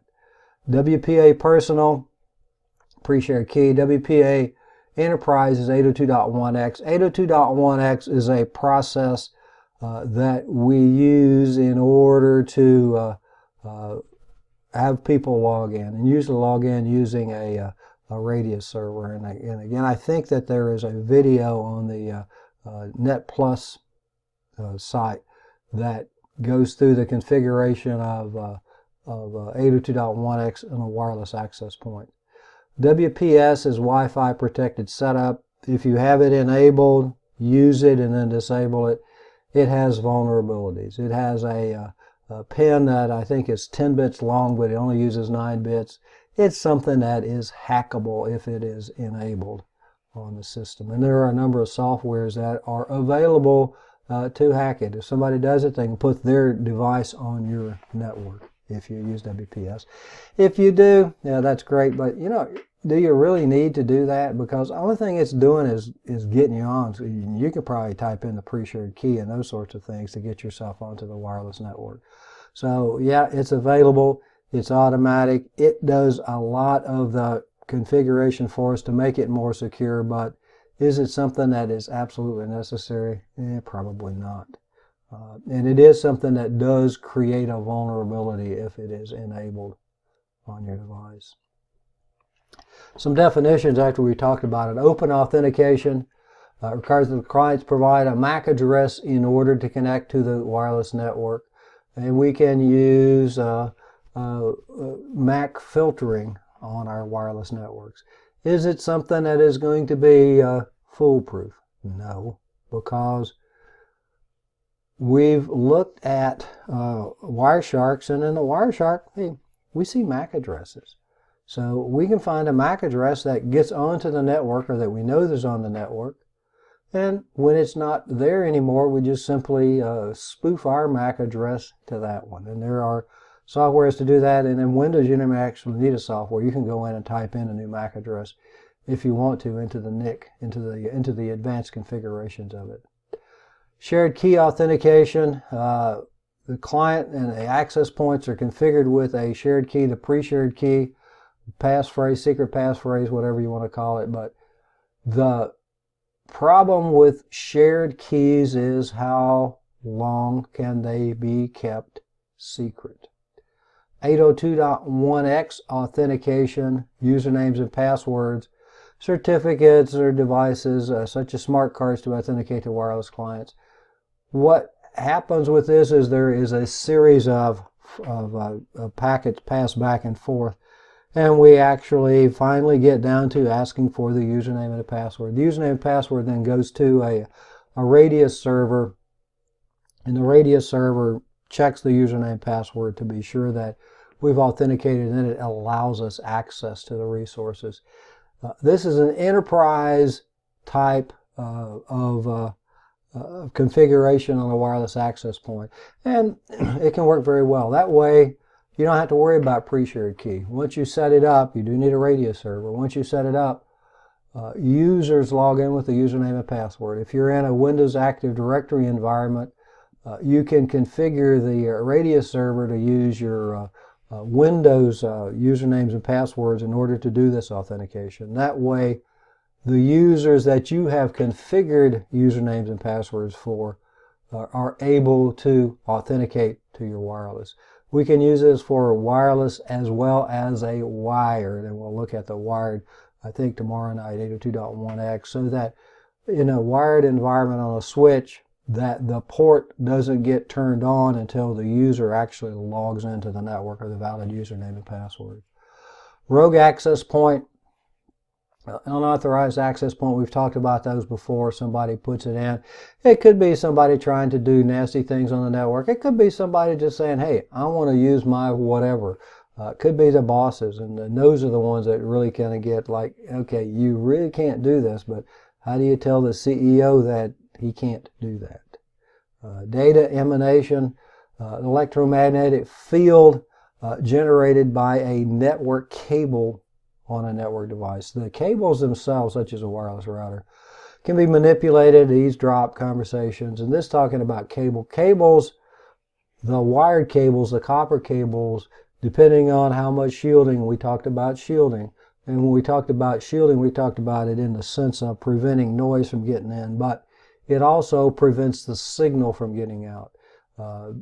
Thus, it's not a lot, but we can get electromagnetic fields generated by the wire in the network to provide signals to somebody that's clever enough to intercept it. So the open systems, the client connection, receive the authentication and authentication request. The open system, we don't have to do, we just connect to it and say, yep, I'm ready to go. What a lot of systems are using now is an open with a web interface that you have to agree to the acceptable use policies of the company before you can do that, or the hotel, or whoever, whichever network that you're on. So that if you do something illegal, they can come back and do a disclaimer and do a prosecution. 802.1x username, password. We have certificates to be sure that we're going to where we think we are. The devices authenticate to each other. We send the username after the devices authenticate to each other. We know that, yep, they're valid. We send the username and password to the, in this case, the wireless router, which then goes to the radius server. The radius server sends back a yay or a nay to allow us access to the device itself. Shared key, authenticated, the encrypted text authentication, a clear text challenge, and then an authentication request. The shared key, pre-shared key, and this says a clear text challenge. This uses a challenge, kind of what's called CHAP, Challenge Handshake Authentication Protocol.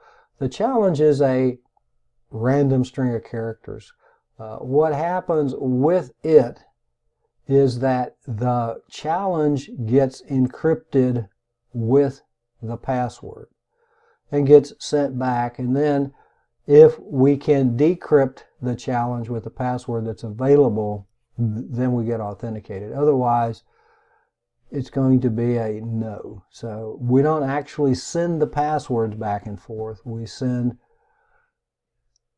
an encrypted challenge that's encrypted with the password. So it makes it a little bit more difficult to do.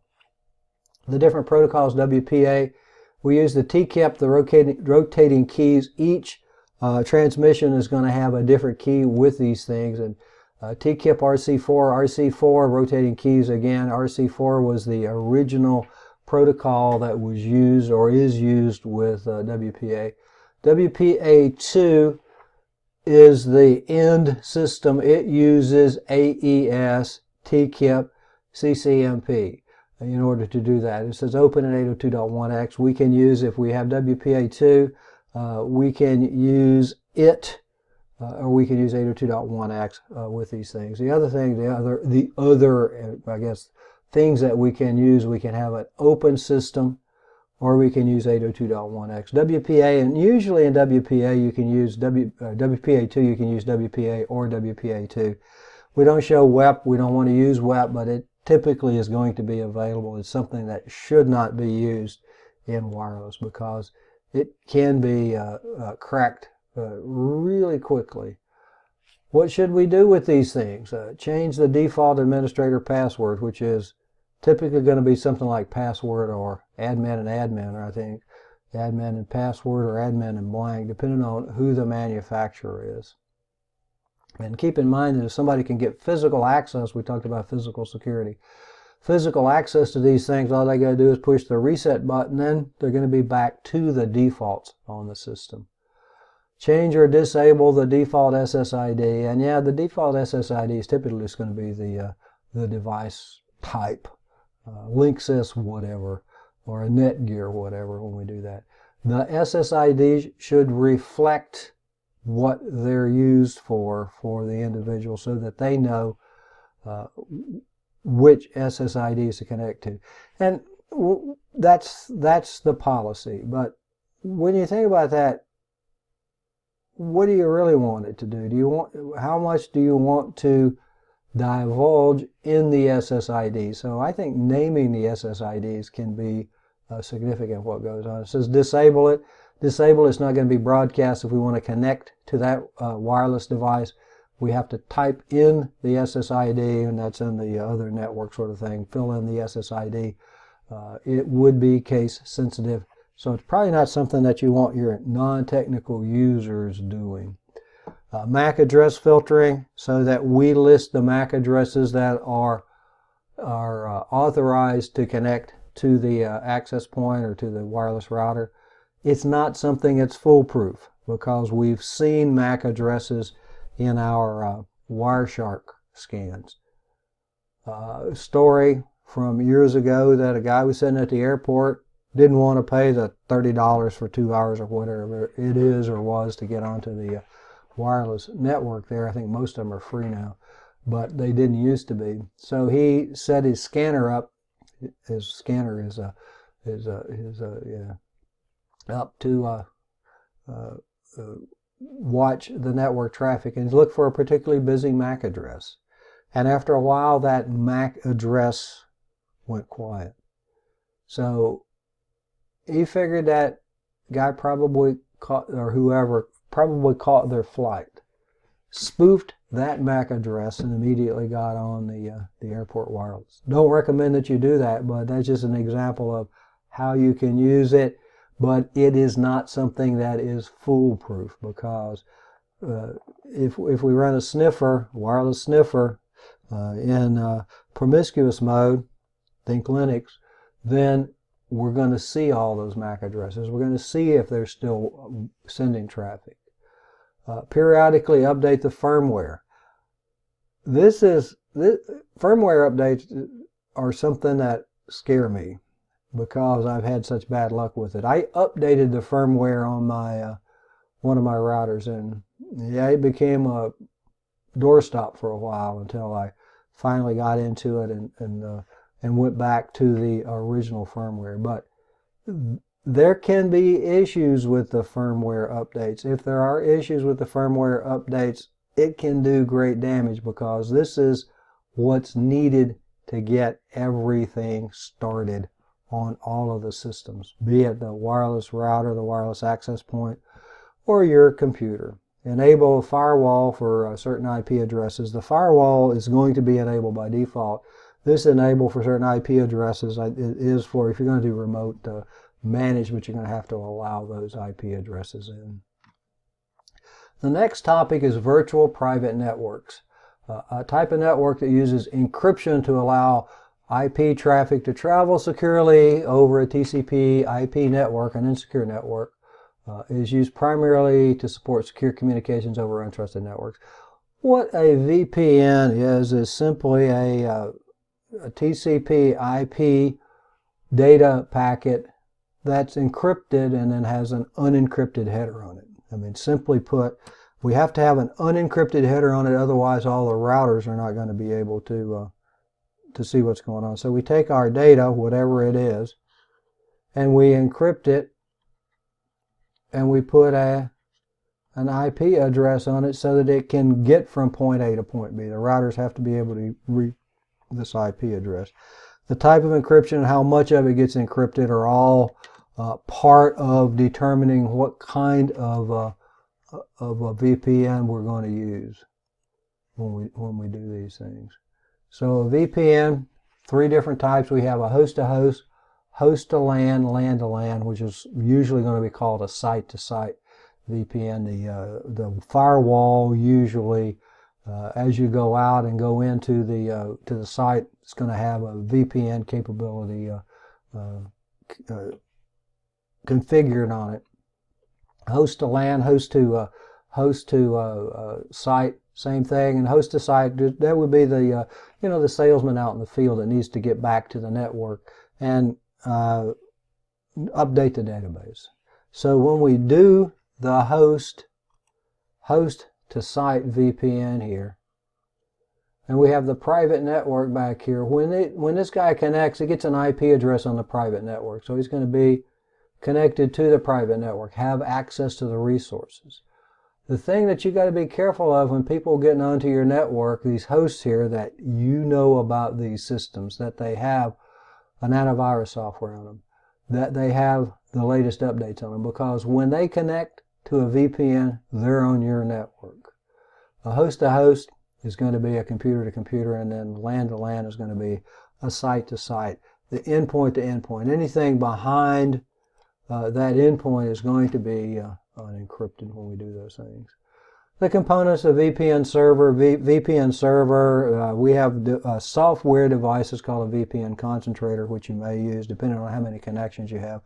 Or you can configure a router or a firewall to create these VPNs. And then we draw these really cool tunnels that go across the internet. Well, they're not really cool tunnels that go across the internet. They are encrypted data that have a public IP address on them. The public unencrypted IP address so that the routers can read it. So yeah, it's great to show these things, but what we're really talking about is encrypted data going through a clear text or an untrusted network, the internet itself, when we send this data from point A to point B. Different solutions. GRE is generic routing encapsulation. It encapsulates, but it does not do any encryption.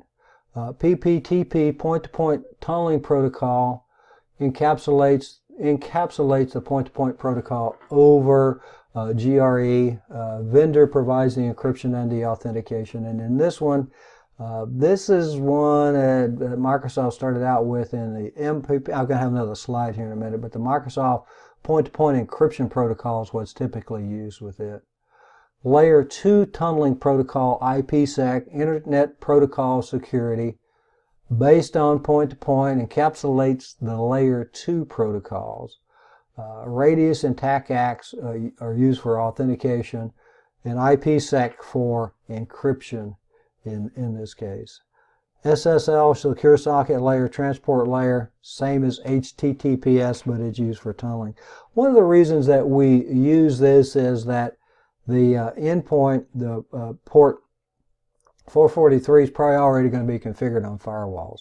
So they use SSL and TLS for encapsulation, so you don't have to do any further configuration on the firewalls. No more holes have to be made into it. No more exceptions have to be done. SSH is a single application at a time. Secure Shell. Secure Shell is a, let me see if I can get one here. This is PuTTY, which is an open source, is a secure shell system, or has the ability to do secure shell, SSH. I would do a host name and then the port that I want to do. I can have saved sessions and a lot of other things that can be configured over here, but where I want to connect to one at a time through this PuTTY, a secure shell to get from point A to point B. Raw, I could do telnet or login, or I could connect to a serial connection on the device itself in order to get from A to B. But secure shell, single application at a time. What single application I'm going to be connecting to at a time when we do these things. So VPNs, the WAN itself here, if we had a WAN, wide area network, dedicated lines, leased lines that we did, that'd be a private network. No virtual about it. It's a private network. We lease the lines, nobody else is on them. It gets kind of expensive though, and what this is showing, as we expand, we're going to have to buy more leased lines and more leased lines and more leased lines. And then we get users trying to get in from the telephone network. We have to have a modem bank here in order to allow these users to dial in, and we've talked about modems and how slow they are. We really don't want to do that if we don't have to do that. So the solution here is a VPN across the internet. It's going to be faster. We have higher speeds. Yeah, it's going to take a little bit more processing because we're going to have encryption, but we create a virtual private network through the internet. We can do it site to site. The user that's out, instead of doing a dial-up, and you can't do dial-up from hotels anymore because they've taken all the modems away, can now connect using the VPN and get onto the private network and do their updating with whatever goes on. And this down here is supposed to show that we're going to encrypt the data, and then we're going to put a header on it and send it across the VPN. We have encrypted data here with an unencrypted header on it to allow it to get from point A to point B without compromising the information that's inside of it. Host-to-host VPN, we just connect from one machine to the other. We have a host-to-host or site-to-site, or host-to-site, whichever we want to do. Host-to-host, computer-to-computer. Host-to-host, computer-to-computer, everything in the entire data stream is encrypted. In the site-to-site or host-to-site, everything, the encryption goes up to the endpoint here, to the firewall. Everything on the private network is not encrypted. It's going to be clear here unless we use something else. But these things, it's encrypted from one end to the other end from computer to computer, so that how much security do you need and what kind of configuration are you going to make is really the question that you have to answer for these things. And the VPN, the endpoints here to do them. A VPN concentrator. This is kind of an interesting concept. It's a dynamic VPN, and the hub here uses a special protocol that allows the spokes to register their public IP addresses for the VPN tunnel with the hub. When one of the spokes wants to go to the other spoke, it goes to the hub and asks what the VPN is, and then creates the spoke-to-spoke VPN. Typically, what you're going to have with the headquarters or with the hub, and this is what we had at Blue Ridge, was everybody went to the headquarters activity. Go to the headquarters activity, back to the spoke. So if we set it up in a hub and spoke, the hub is going to have all the traffic come to it. What the dynamic does is we just go here and get the IP address, and then we will connect directly with the VPN across the internet. So we don't have to involve the hub with the transmission of data. Makes things a little bit more user-friendly and efficient in order to do that. But these VPNs are automatically configured using the dynamic VPN, DMVPN protocol to do those things. The protocols that we use, point-to-point protocol uses CHAP or MS CHAP, Microsoft CHAP, which is a little bit of an improvement over the original CHAP. TCP/IP uses the Microsoft point-to-point encryption as the encryption protocol, and it uses port 1723, TCP port 1723. Layer 2 tunneling protocol, IPsec, it uses TCP port 1701 and UDP port 500. IPsec, and these are two new terms, I think, authentication header and encapsulation security protocol, ESP. Authentication headers just says that I want to authenticate, and we don't encrypt the data. ESP encrypts the data. We can use either of these or both of these in order to send the information, depending on what we're trying to do with the information. And then Secure socket layer, port 443 is going to be used for it. And this is the kind of the encryption. We have the original data, the GRE, the generic routing encapsulation does here, and then the new IP header, the unencrypted header that allows us to get through the routers, allows the routers to read the IP addresses, to get to where it's supposed to go, to send it to where it's supposed to be. IPsec is IP security. It uses security associations between the nodes. And the security association is a policy. It's a one-way policy. You have to create the association in both directions. And what it does is down here, negotiates the keys, negotiates what kind of a hash we're going to use, negotiates what encryption protocol we're going to use, what hash we're going to use, what we're going to use to make the system secure. And what's going to wind up is it's going to negotiate to the point that it's going to use the most secure protocols that are available on both devices. Because it doesn't do us any good to be really, really secure on one if the other end can't read it. So it's going to negotiate the keys for the security association and manages the security association, the IKE, the Internet Key Exchange. Authentication. Authenticating header checks for data integrity and source identity. Did we connect to the location that we thought we connected to? And then ESP, encapsulating security payload, encrypts the payload data. And this IPsec, the hint as to what you can use it for is in the first two letters IP. It's an IP-only protocol. So lots of busy stuff going on here. The IPsec, let's see if we can go through these one at a time. We have two phases. IKE, the security association, IKE phase 1, we create an encrypted connection to negotiate what we're going to use to encrypt the data. So this one is the data, and this is the negotiation process. Once we create it, we create an encrypted process here to do the negotiation for what we're going to use to encrypt the data with.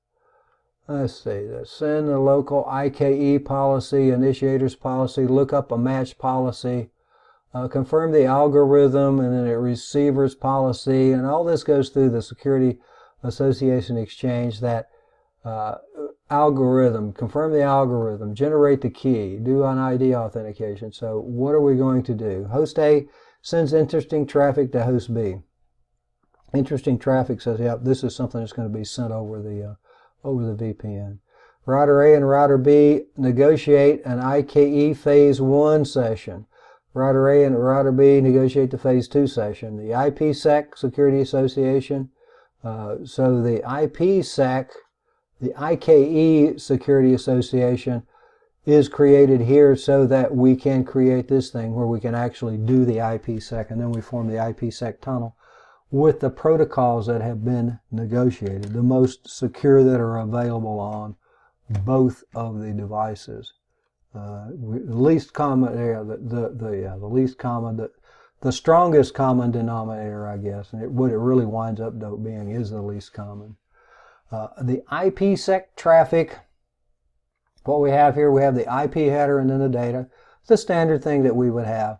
In transport mode, two types of security we have: transport mode and tunnel mode. Transport mode here, we have the IP header, the ESP header, the data, and how much of it is encrypted. When we do that, we have authenticated, the whole thing is authenticated, and the data here is encrypted. And what we're really talking about is how much is encrypted. In this case, the IP header is the original IP header. We didn't encrypt it. So the original header is still available in transport mode. In tunnel mode, the IP header here, the original IP header, is going to be encrypted, so we have to have a new header, the unencrypted IP address, to get it from point A to point B when we do these things. And we have the similar process down here, the IP header transport. This is for authentication header, IP header, the AH here, the authentication header, authenticated except for mutable fields. It's just going to be transport mode. We have the original IP address. And in this case, we have an ESP header in front of the IP header where we're concealing the original IP address, and we have to put a new IP header on it in order to allow it to get across the internet. So that's the drink with the fire hose. We have some questions here, and then we have lab time for the rest of the night. What secure protocols add SSL TLS security to protocols which were insecure on their own right? Choose all that apply.